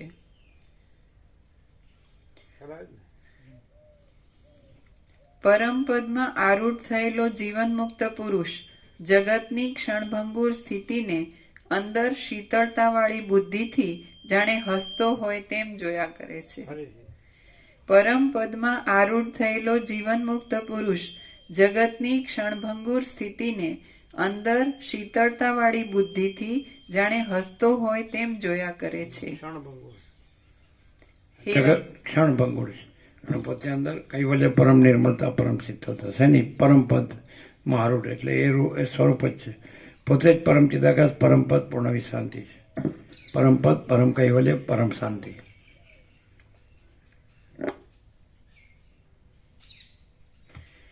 હે રામ, મનને જીતનારા અને વ્યવહારમાં રહેવા છતાં આત્માનું અનુસંધાન કર્યા કરતા મહાત્માઓનો સ્વભાવ આવો હોય છે એ મેં તમને કહી સંભળાવ્યું. હે રામ, મનને જીતનારા અને વ્યવહારમાં રહેવા છતાં આત્માનું અનુસંધાન કર્યા કરતા મહાત્માઓનો સ્વભાવ આવો હોય છે એ મેં તમને કહી સંભળાવ્યું. પોતાના મનને નહીં જીતનારા અને ભોગરૂપી કાદવમાં ખૂંચી રહેલા મૂર્ખ લોકોના સ્વભાવો તો બહુ વિચિત્ર હોય છે, માટે તે સ્વભાવોનું અમે પૂરેપૂરું વર્ણન કરી શકીએ એમ નથી, અને એ સ્વભાવો પૂરેપૂરા અમારા જાણવામાં પણ નથી. મૂર્ખ લોકોને ઘણું કરીને સ્ત્રીઓ ઉપર અને ધન ઉપર વધારે પ્રેમ હોય છે, માટે સ્ત્રીઓની અને ધનની દુષ્ટતા વિશે કહું છું તે તમે સાંભળો. વિવેકના અભાવને લીધે, પૂર્વજન્મના પુણ્યનો નાશ થવાને લીધે અને ભવિષ્યના પુણ્યોમાં પ્રતિબંધ આવવાને લીધે જ સ્ત્રીઓ રૂપાળી અને શણગારેલી લાગે છે. વાસ્તવિક રીતે જોઈએ તો એ સ્ત્રીઓ નરકના અગ્નિઓની સુવર્ણ જેવી જ્વાળાઓ જ છે. ધન પણ પોતાના સંપાદનમાં, રક્ષણમાં, ખર્ચમાં અને નાશમાં અપાર પરિશ્રમ આપે છે. અધર્મોના સમૂહોને ઉત્પન્ન કરાવે છે. કજિયા આદિ અનેક અનર્થોથી ખરાબી કરે છે. દુઃખના વેગને જ આપે છે અને ચારે બાજુથી વિપત્તિઓને જ મોકલ્યા કરે છે. ધન પણ પોતાના સંપાદનમાં, રક્ષણમાં, ખર્ચમાં અને નાશમાં અપાર પરિશ્રમ આપે છે. ધન પણ પોતાના સંપાદનમાં, રક્ષણમાં, ખર્ચમાં અને નાશમાં અપાર પરિશ્રમ આપે છે. અધર્મોના સમૂહોને ઉત્પન્ન કરાવે છે. કજિયા આદિ અનેક અનર્થોથી ખરાબી કરે છે. દુઃખના વેગને જ આપે છે અને ચારે બાજુથી વિપત્તિઓને જ મોકલ્યા કરે છે. મૂર્ખ લોકો જે યજ્ઞ આદિ કર્મો કરે છે તે કર્મો પણ સકામ જ હોય છે. દંભ આદિથી તથા અનેક પ્રકારના દુરાચારોથી ભરેલા હોય છે અને તેથી વારંવાર પુનર્જન્મ આદિના સુખ દુઃખો ભોગવ્યા કરે છે. આ પ્રમાણે મૂર્ખ લોકોના સ્વભાવો પણ વિચિત્ર હોય છે, એટલા માટે અમે તેમનું સંપૂર્ણ વર્ણન આપી શકતા નથી. હે રામ, તમે ધ્યેય નામના વાસનાના ત્યાગથી વિલાસ પામનારી પૂર્ણ દ્રષ્ટિનો આશ્રય લો અને જીવન મુક્તપણાથી સ્વસ્થ રહીને લોકમાં વિહાર કરો. હે રામ, તમે મનમાંથી સઘળી આશાઓને, રાગદ્વેષને તથા વાસનાઓને ત્યજી દો અને બહારથી સઘળા વ્યવહારને યોગ્ય આચરણો કરતા રહી લોકમાં વિહાર કરો. હે રામ, તમે મનથી સર્વનો ત્યાગ કરી પ્રૌઢ થઈને બહારથી વર્ણાશ્રમના સદાચારો પાળો. લોકોને સંતોષ આપવા માટે તેમની પદ્ધતિને પણ યોગ્ય રીતે અનુસરો અને નિર્લેપ રહીને જગતમાં વિહાર કરો.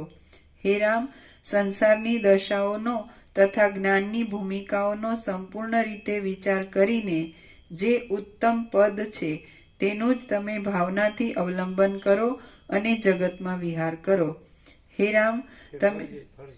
હે રામ, સંસારની દશાઓનો તથા જ્ઞાનની ભૂમિકાઓનો સંપૂર્ણ રીતે વિચાર કરીને જે ઉત્તમ પદ છે તેનું જ તમે ભાવનાથી અવલંબન કરો અને જગતમાં વિહાર કરો. હે રામ, તમે મનમાં આશાઓથી રહિત રહો અને બહારથી આશાવાળાના જેવી ચેષ્ટાઓ કરો. તમે મનમાં અત્યંત શીતળ રહો અને બહાર જાણે ધનાદિકના નાશથી તપતા હો એવો દેખાવ આપો. આમ તમે જગતમાં નિર્લેપપણાથી વિહાર કરો. હે રામ, તમે મનમાં કોઈ જાતનો ક્રોધ આદિનો વેગ રાખો નહીં, પણ બહારથી ક્રોધ આદિનો કૃત્રિમ વેગ દેખાડો. તમે મનમાં અકર્તા રહો, બહાર કરતા રહો અને નિર્લેપ રહીને જગતમાં વ્યવહાર કરો. હે રામ, તમે વ્યવહાર દ્રષ્ટિથી તથા પરમાર્થ દ્રષ્ટિથી સર્વ પદાર્થોમાં જે કાંઈ સાર અસારપણાનો ફેરફાર છે તેને જાણી ચૂક્યા છો. માટે હવે જેમ તમને યોગ્ય લાગે તેમ જગતમાં સારા વ્યવહારથી વર્તો. હે રામ, તમે મનમાં વ્યવહારના અભિનિવેશથી અત્યંત રહિત રહીને બહારથી કૃત્રિમ શોકને, કૃત્રિમ ઉદ્વેગને, કૃત્રિમ નિંદાને અને બીજા કાર્યોના પણ તે કૃત્રિમ વેગોને દેખાડતા રહી જગતમાં નિર્લેપપણાથી વિહાર કરો. હે રામ, તમે અહંકારનો ત્યાગ કરીને બુદ્ધિને અત્યંત ધીરજ ભરેલી રાખી અને આકાશની પેઠે નિર્લેપ રહીને કોઈ પણ જાતના કલંકનો ડાઘ ન લાગે એવી રીતે જગતમાં વ્યવહાર કરો. હે રામ, તમે મનમાં સઘળા આશાઓ રૂપી પાશોથી છૂટા રહી સર્વ પ્રકારની વૃત્તિઓમાં સમાન બુદ્ધિ રાખી અને બહારથી વર્ણાશ્રમ સંબંધી તથા રાજ્ય સંબંધી ચાલતા કાર્યોમાં તત્પર રહીને નિર્લેપપણાથી જગતમાં વિહાર કરો. વાસ્તવિક વિચાર કરતા કોઈ પ્રાણીને બંધન પણ થયું નથી અને બંધન નહીં હોવાને લીધે મોક્ષ પણ થતો નથી. આ સંસારની સઘળી સ્થિતિ ઇન્દ્રજાળની શોભાની પેઠે મિથ્યા જ છે. હે રામ, જેમ તીવ્ર તડકામાં મોટા પૂરવાળું ઝાંઝવાનું જળ મોહથી જ જોવામાં આવે છે તેમ આ સઘળું જગત મોહથી જ દેખાય છે. જેમ ઝાંઝવાનું પાણી ભ્રાંતિ માત્ર જ છે તેમ આ જગત પણ ભ્રાંતિ માત્ર જ છે. આત્મા બંધનના સંભવ વિનાનો છે, એકરૂપ છે અને સર્વમાં વ્યાપક છે. તેને બંધ થવો કેમ સંભવે? આમ બંધ સંભવતો નથી તો મોક્ષ પણ કોનો કરવામાં આવે?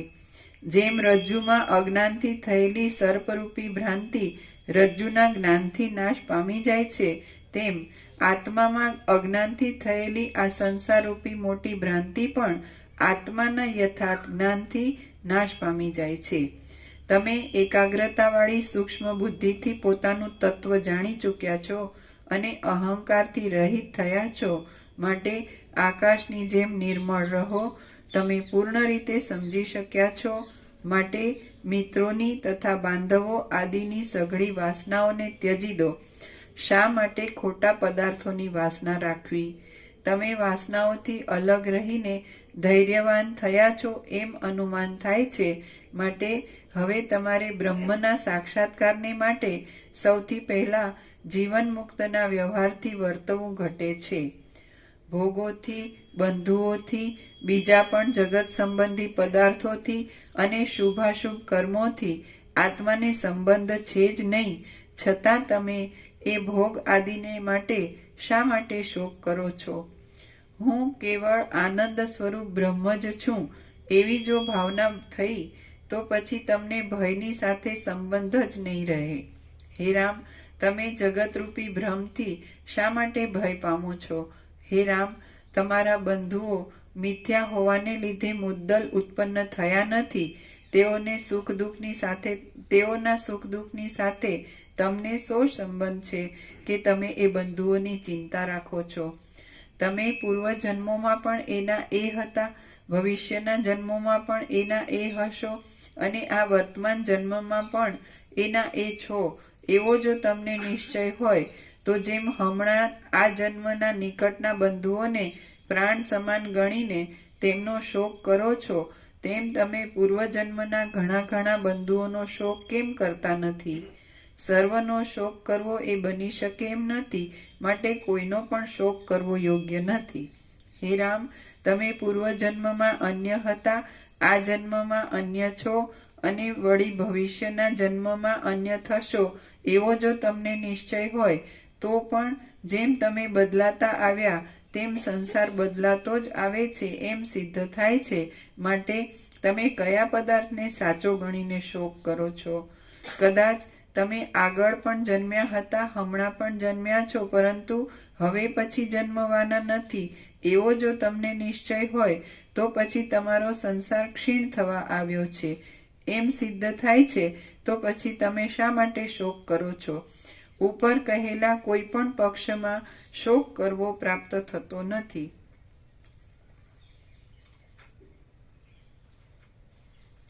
આમ હે રામ, જગત સંબંધી ચાલતા ક્રમમાં દુઃખ ધરવું પણ યોગ્ય નથી અને પ્રસન્ન થવું પણ યોગ્ય નથી, પરંતુ આવી પડેલા કાર્યને અનુસરવું એટલું જ યોગ્ય છે.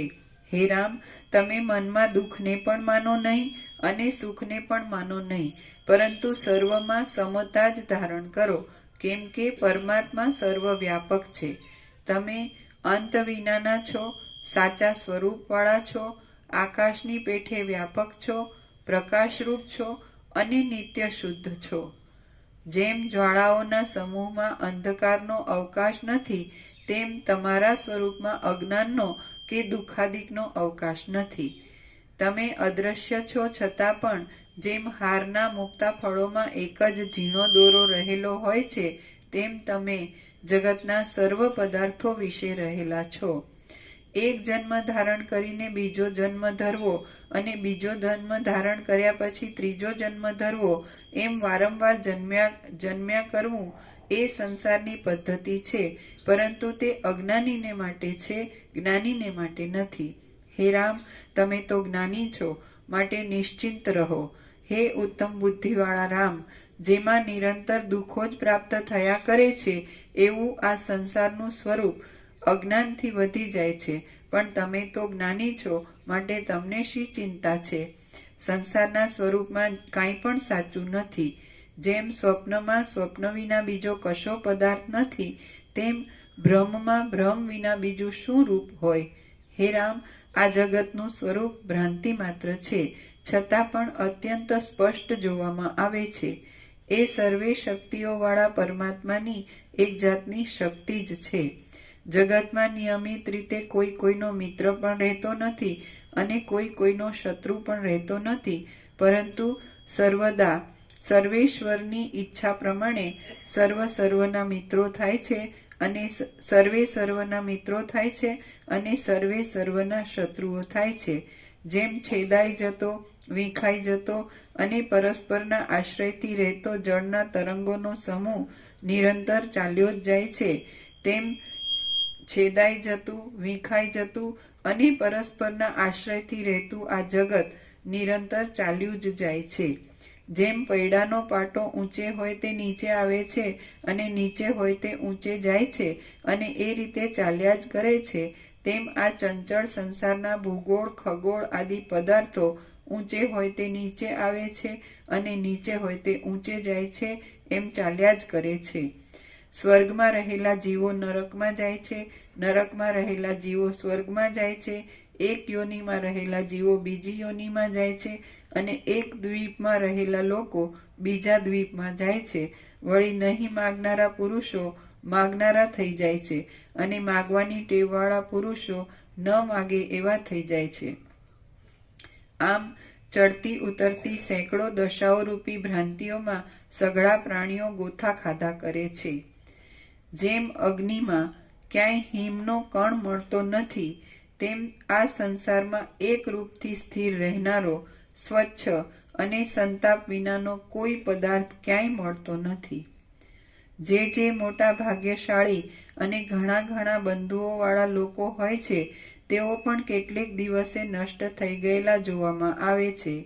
હે રામ, જેમ ચંદ્રમાં બેપણાનું દર્શન સાચું નથી, તેમ આ સંસારમાં પરાયાપણું, અન્યપણું, તુંપણું અને હુંપણું ઇત્યાદિ વાસનાઓ સાચી નથી.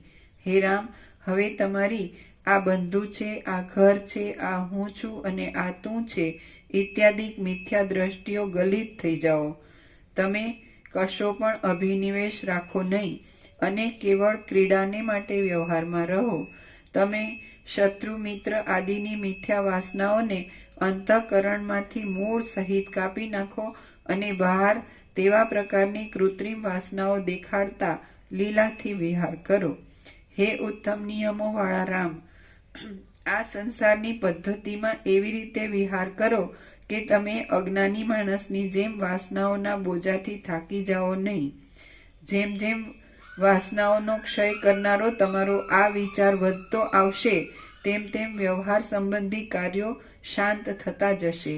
જેઓ હલકા ચિત્તવાળા હોય છે, તેઓ જ આ બંધ છે અને આ બંધુ છે અને આ બંધુ નથી એવા ભેદવાળી દ્રષ્ટિ રાખે છે. ઉદાર ચિત્તવાળા પુરુષો તો પોતાની બુદ્ધિ આવરણથી રહિત થયેલી હોવાને લીધે સર્વમાં સમદ્રષ્ટિ જ રાખે છે.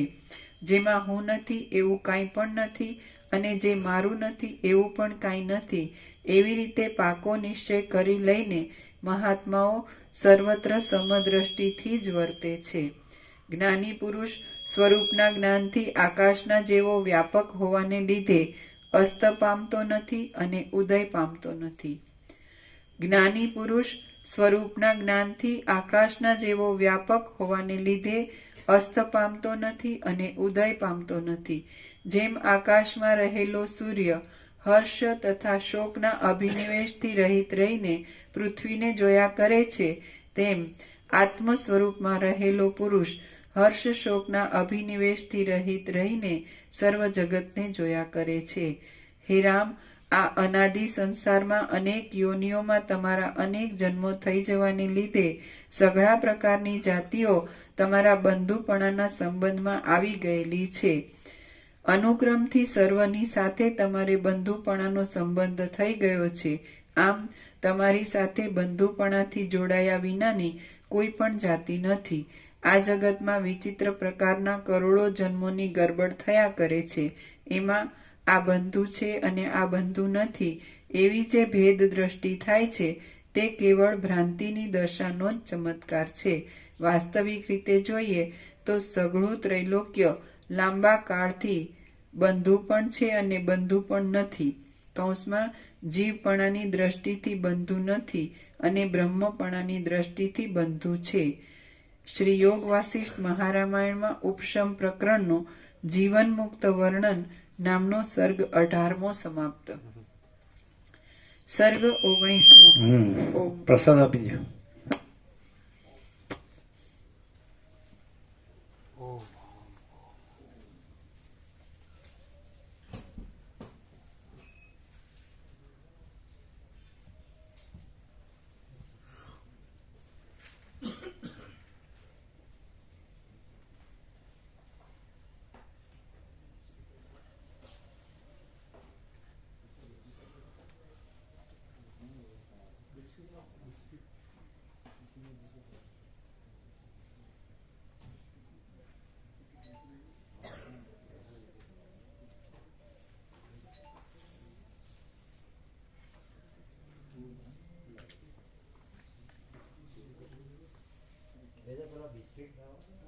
सबको पहुंचेगा गंजी को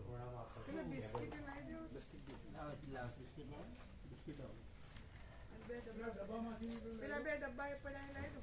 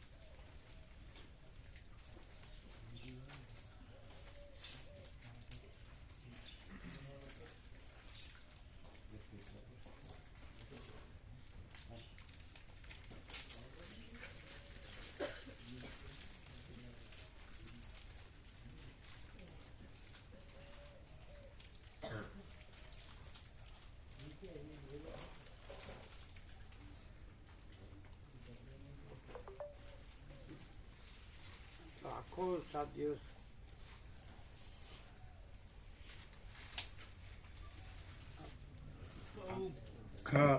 આખા 7 દિવસ સંપૂર્ણ ભગવાનના સંપૂર્ણ દર્શનનો અનુભવ થયો. આમ પહેલી 17 તારીખે કેવો અનુભવ થયો? એ પહેલો આખો દિવસ હતો ને, રાત સુધી. એટલે પછી જે ભૂરખિયા દાદા ગયા ત્યાં સુધી તો સવારથી એને જે પહેલો આખો દિવસ હતો એમાં એકદમ અંદર કાર્યકર જે પ્રકાશ થયો એ અનુભવ થયો. એ શું? બધા ભાવિકોને એ જ અનુભવ થયો કે જેને અમે ભગવાન કહીએ છીએ, પરબ્રહ્મ પરમાત્મા, सबको समान रूप से हाँ आजाद है क्या आजाद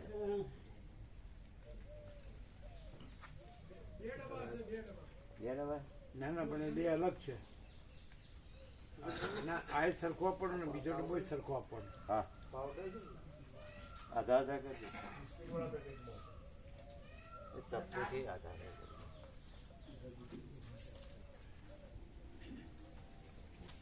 बिस्किट वाला पैकेट में होता तो वो पाउडर है. આ દૂધમાં લેવાનો પાવડર.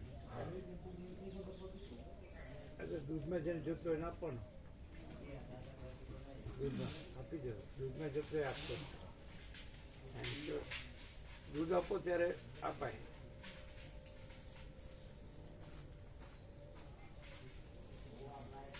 હા જેને ભગવાન કહીએ, પરબ્રહ્મ પરમાત્મા કહીએ, સ્વરૂપ છોડ્યા વિના જે છે જેવા છે એ દ્રશ્યમાં સાક્ષાત બધાને પૂર્ણતાનો અનુભવ અને પૂર્ણ શાંતિનો અનુભવ, અને એ બાળ સહજ લીલા એમની જે કંઈ પણ છે એકદમ નિર્દોષ નિરા શેનાથી છે? શેનાથી?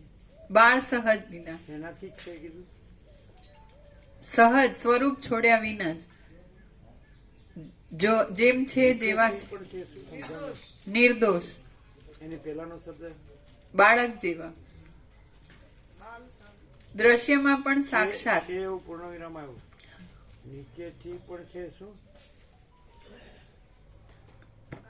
બાળ સહજ સાક્ષાત દ્રશ્યમાં પણ અને સંપૂર્ણ સ્વરૂપ છોડ્યા વિના જે છે જેવા છે એવા એકદમ અનંતપૂર્ણ આનંદ ઘન.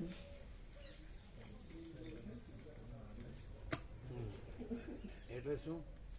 એટલે જે છે પરમાત્મા પરબ્રહ્મ પરમાત્મા ભગવાન પોતે જે છે જેવા છે આખા અનંત સંપૂર્ણ આનંદ સ્વરૂપ, તો એ બાળ સહજ લીલા પણ તો એ અનંત જ લીલા, અનંત જ આનંદ, અનંત જ શાંતિ. અને દ્રશ્યમાં અમે જેને પ્રભુ કહીએ કે સ્વામીજી કહીએ કે એ પણ સંપૂર્ણ અનંતતા પોતે સ્વયં પ્રકાશે, એકદમ બાળ સહજ નિર્દોષતા, આનંદની ભરપૂરતા, સમાનતા, સર્વ સમાન એવી રીતે પૂર્ણતા.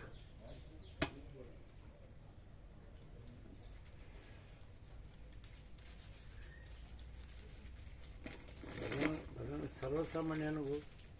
બધાને સર્વસામાન્ય અનુભવ. સર્વસામાન્ય અનુભવ, અનંત પૂર્ણ આનંદ, સર્વને સર્વને પરમ શાંતિ આનંદ. क्या सबका सर्वसामान्य अनुभव क्या?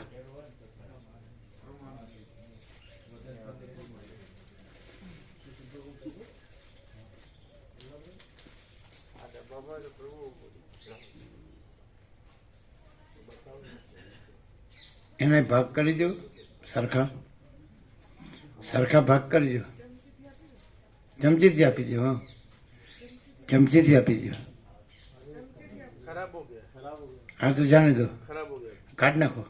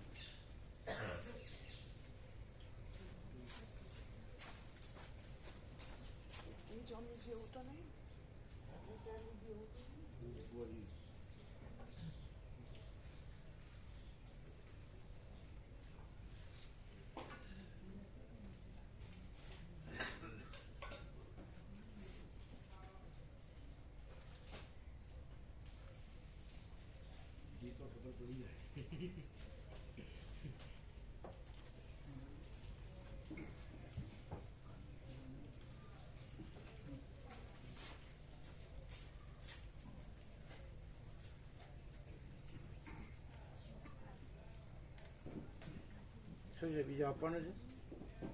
ના બધું બોલ. આવ્યું? તમે લીધો ને? હા.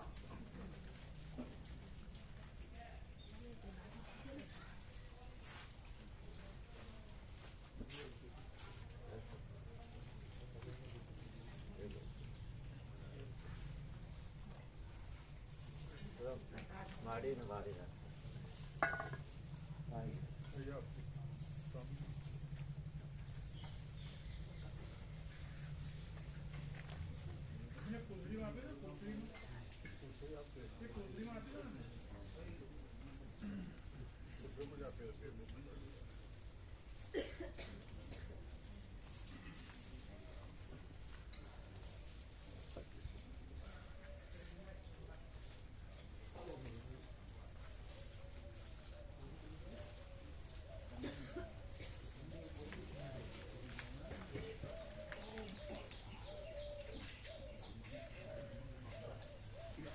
તો આમ સર્વસામાન્ય અનુભવ કેવો રહે 17 તારીખનો પહેલા દિવસનો? મહાપૂર્ણ એકદમ પરમ આનંદ હતો. પરમ આનંદ હતો. સર્વસામાન્ય અનુભવ. હા, બધાને પરમાનંદ. આનંદનો મહાસાગર. સહજાનંદ કે જેવો હતો.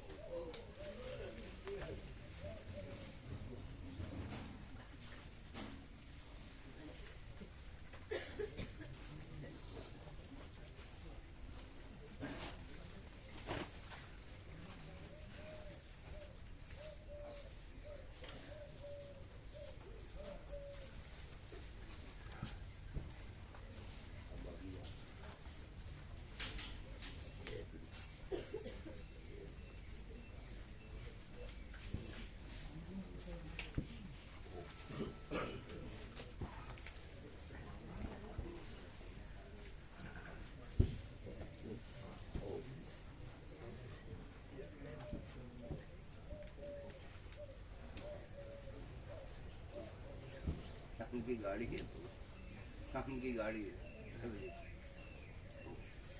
कैसे जा रहे हैं? अभी किसने जा रहे हैं? कितने जन सब जा रहे हैं? शाम को है, दोपहर के बाद। आज तो कैसे जा रहे हैं? यहाँ से ख्याल से बस ले लेंगे तो सीधी मिलेगी? कितने बजे की ट्रेन है? 7:40। अच्छा तो मिल जाएगी। तो साथ में ले जाने के लिए प्रसाद, शाम का प्रसाद दे देंगे ना सबको। ट्रेन में शाम को लेने का प्रसाद ले लेना। दूर जाने वाले को सुबह कब देना? बरहानपुर का सुबह रात को, शाम शाम को। क्यों? बरहानपुर तो दोपहर को पहुंचेंगे ना। ना ना ना, तो शाम शाम को सुबह 10 बजे घर पहुंच जाएंगे। तो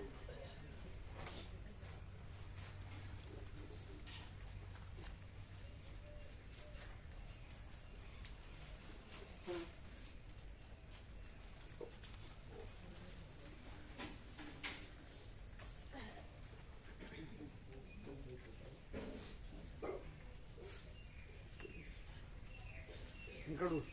ના પ્રસાદ લે શાંતિ. પ્રસાદ લેવાનો બપોરનો? ના ના અત્યારે ચા પ્રસાદ. હા બાકી છે બધાને બાકી છે? ના ના બીજા બધા લેવા અમુક 2-3-4 જણા બાકી. હા તો છે ને પ્રસાદ તો. બીજું આપે છે, બિસ્કિટ ને બધું આપે ને, પણ બીજું કઈ હશે ને? हम मग बनाए। હા, મગ છે ને?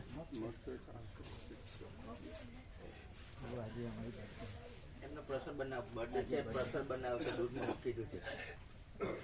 દૂધ પાક બનાવ કીધું, દૂધ 405 નું 20 લીટર દૂધ કહી દીધું છે. હા આવી પગ રોટલી? હા રોટલી ને બધું. રોટલી સારી. રોટલી શું બનાવે? દૂધ પાક ની સાથે શું બનાવે? રોટલી, દૂધ, દાળ ભાત. દાળ ભાત, શાક. રોટલી. હા. રોટલી દાળ ભાત શાક.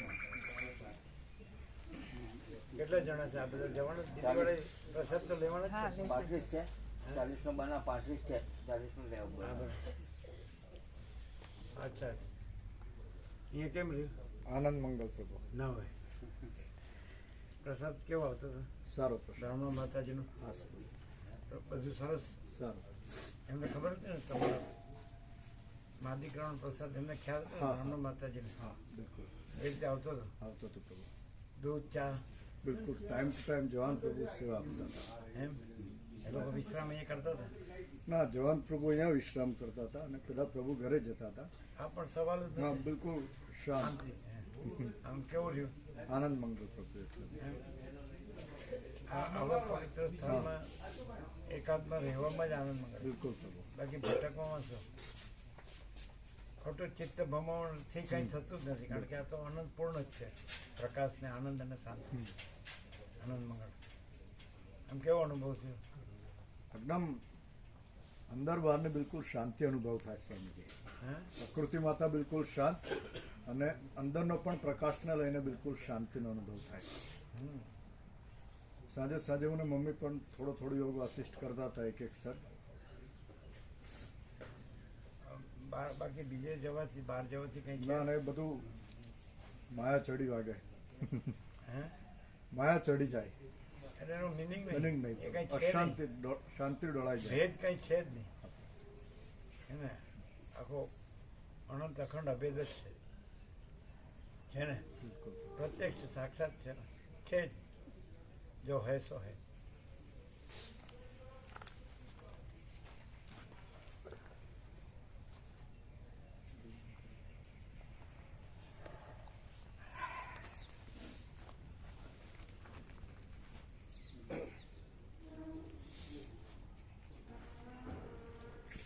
એ ક્યાં ગયા ગોપ્રભુ ક્યાં અને રમણ પ્રભુ ગોપ્રભુ ગોપ્રભુ ક્યાં ગયા તમે લોકો કોણ જીનું પ્રભુ છે ને તો અમને બર્થડે का આજે ફોટો પડાવવાનો તીનો પ્રભુ બોલાવજો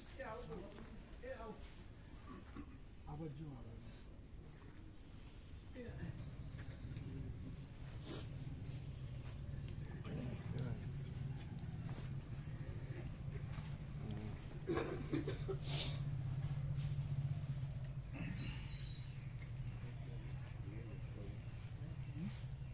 ભેટ સેવા મોકલવી કરી દીધું. મારા માટે જે મોકલવા છે તો પણ અરે કરી દીધું. શું રહ્યું ફરીશું ફરીથી લો હા એટલે એમાં એવું થાય તમારે વાર લાગે એટલે એમાં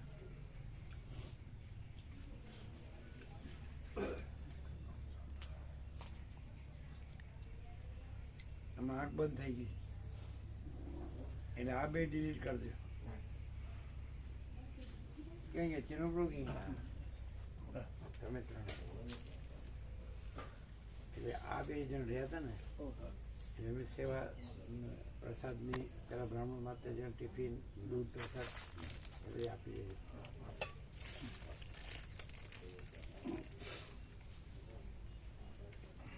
જો રહી ન જાય પેલા પેલા એ કરી દો એટલે બોન્ડ પેલા શું નામ જે લાવતા ઉત્તમ પ્રભુ જવાન જવાન જવાન હા એને પૂછી લેજો હા પૂછ લેતો એના થ્રુ જઈને આપી આવવાનું હા હે ને હા ઉભા રહ્યો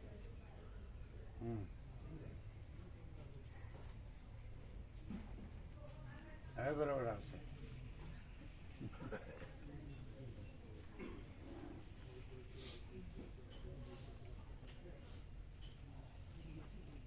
હવે કેવા આવ્યો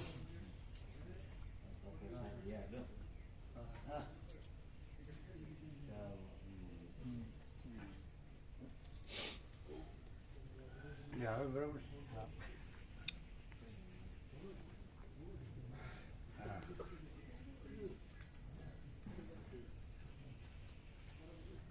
લે. તમારું છે ને સુગા પ્રસાદ લીધો છે આ શિવાની માતાજીને યુએસ મોકલવાના છે એમના પ્રિય છે કૃષ્ણ ભગવાન સરસ છે એના ઘર માટે પ્રસાદ ઘર માટે પ્રસાદ લીધો આ શ્રીનાથજી છે ને હા સરસ માટે જ જવાના છે યુએસ તેની હાથે મોકલી દેવાનું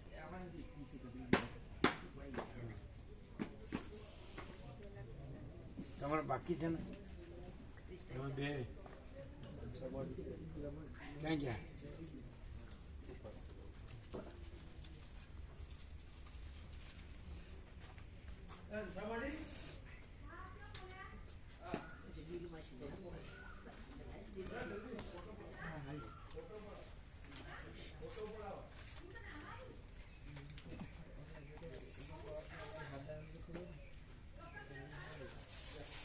જોવાનું બધું 17 તારીખે પરમ આનંદ પ્રભુ પરમ આનંદ બધા સર્વસામાન્ય અનુભવ કેવો આમ સર્વસામાન્ય ક્યારેય ભૂલી ના શકાય એવું એમ એકદમ એક્સ્ટ્રીમ આનંદ એક્સ્ટ્રીમ આનંદ હતો બધાને એકદમ ભાવ એકદમ ભાવ સાથેનો ભાવ ભાવ વાળી છે ભાવ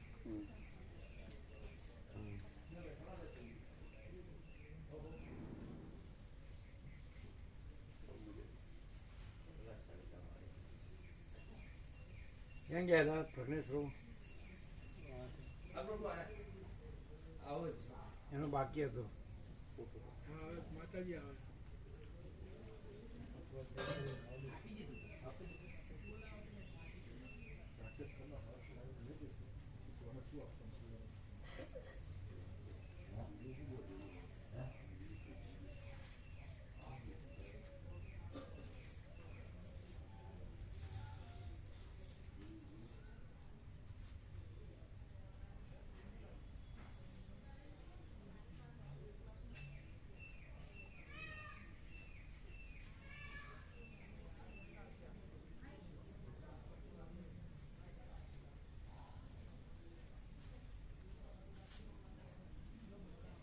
હવે ચોટીલા લગભગ કેટલા ચડ્યા હશે? 100 જેટલા ચડ્યા છે? 100 થી વધારે? લગભગ બધા જ ચડ્યા. અમુક નહીં ચડ્યા. કેટલા આવ્યા હતા ઉપર બધા? ઉપર આવેલ બધા જ આવ્યા. પણ બીજી ટૂંકોથી અમુક જ પેલા ના, આપણા ચોટીલા જ બધા આવ્યા હતા. બધા આવ્યા હતા. બધા તો ના આવ્યા. ચોટીલા લગભગ કેટલા ચડ્યા હશે? લગભગ બધા જ કોઈ નહીં ચડ્યા. કોઈ કે ભાગે કદાચ બસ બાકી અમુક જ નહીં, બાકી કેટલા? 150, 200? બધા જોવામાં આવ્યા હતા. પેલા જ પ્રભુ નતા આવ્યા. તીનુ પ્રભુ આવ્યા હતા છે. એમ? હા, તીનુ પ્રભુ છે ગયા હતા. બધા હતા પ્રભુ. અમારે તો લગભગ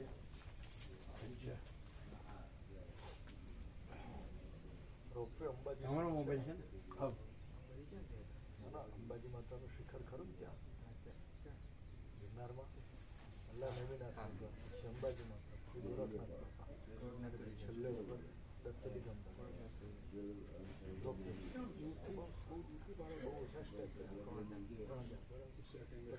કમંડો આશ્રમમાં ગયા. ફોટા સારા આવે છે. હા, ઉપરના પહેલો કંટેસ નજીક કમંડો આશ્રમ આપણે ચડી જઈએ. ઉત્તરવાનું કમંડો આશ્રમ દત્તલી ગંગાનું મુખ્ય ધ્વન આજે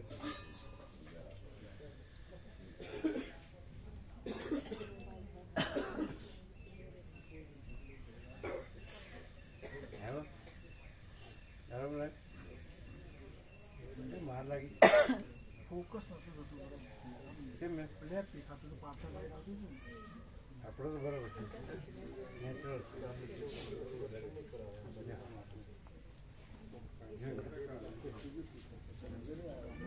બરાબર ને? બતાડો. બરાબર.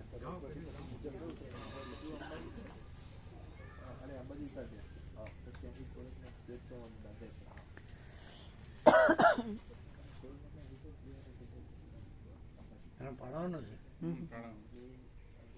અમે બ્લેક દેખાય. લાઈટ ચાલુ.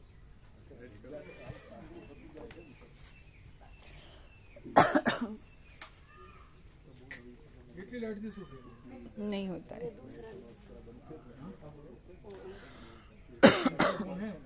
પ્લેસ કરો પ્લેસ. નહીં આવતું પ્લેસ કરો. પ્લેસ થી ના થાય. એટલે દૂર પ્લેસ થી ના થાય. એ પાછળ સૂર્યનારાયણ ભગવાન વધારે એટલે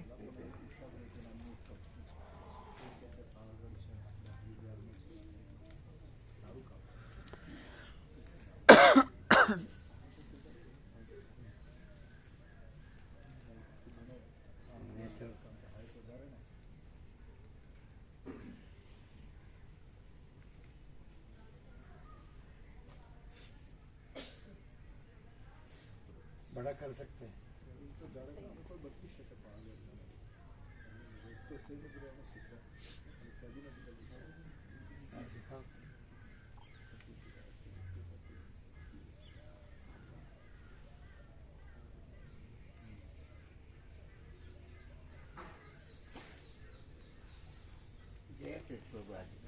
એક વર્ષે ચેક કરાવવાનું છે આજે બધું. ગયા વર્ષે ડિસેમ્બરમાં હું કરાવ્યું. સરસ એવું કીધું. પેલો વાલે બધું ચેક ગયા વર્ષે ડિસેમ્બરમાં કરેલું એટલે આપણે આ ડિસેમ્બરમાં બોલાવ્યા. રામ કેમ છે? સરસ છે એવું કીધું. તે વખતે સરસ બધું. ને તમને અત્યારે પોતાને બહુ કેવું? બહુ સરસ પ્રભુ. આ આટલું બધું ચહેરા પર કશું થયું નથી. સાસ બી નથી ચડતું. દત્તાત્રેય ચડે. હા, દત્તરાજ ના પેલા ગોળખનાથે નીચે ઉતર્યા પણ થોડાક પગથિયા માતાજી હતું એટલે પછી અમે પણ નહીં ચડ્યા. કાલે બધા ચડ્યા ને તો અમે 2000 પગથિયા ચડ્યા. ઉપર છે. હા, બિલકુલ શ્વાસ પેલા 10 પગથિયા પણ નહોતો ચડાતો. 10-15 પગથિયા ચડ્યા એટલે બેસી જાવ. શ્વાસ છાટા ફેફસામાં પાણી થઈ જતું. ભાવ એવું કશું નથી થયું. ચંડી ચામુંડા ઉપર ગયા હતા. હા છેક ચામડા આવેલા છેક આવેલા ત્યાં બીજી ટૂંકમાં આવ્યા ત્યાં બીજી એક જ ટુકડી છે, 2 ટુકડી 75% તામ કેળા હતા ક્યાં ગિરનાર ગિરનાર. હા ને એમ ઓવરઓલ બધું આમ આખું બિલકુલ બહુ સરસ, એકદમ શાંતિ, આનંદ, ફૂલ આનંદ, ફૂલ દર્શન બધા સંપૂર્ણ. એકદમ પૂર્ણ. હા. દરેક ભાવિકના અંદર એટલો બધો પૂર્ણ આમ આનંદ આનંદ આનંદ હતો એકદમ દરેક ભાવિકના અંદર સહજતાથી પ્રસન્ન બધું એકદમ એકદમ. પૂર્ણ ભાવ, આનંદ આનંદ એકદમ આનંદ, સરળતાથી પ્રભુનો ભાવ બધાને જાણે આનંદ. મહાસાગર.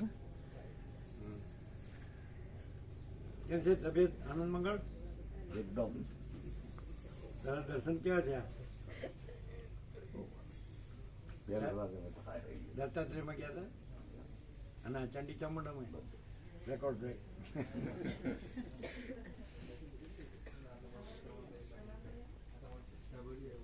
બધી સુગર ઓગળી જાય. ચાલ લે લે સબ હે ને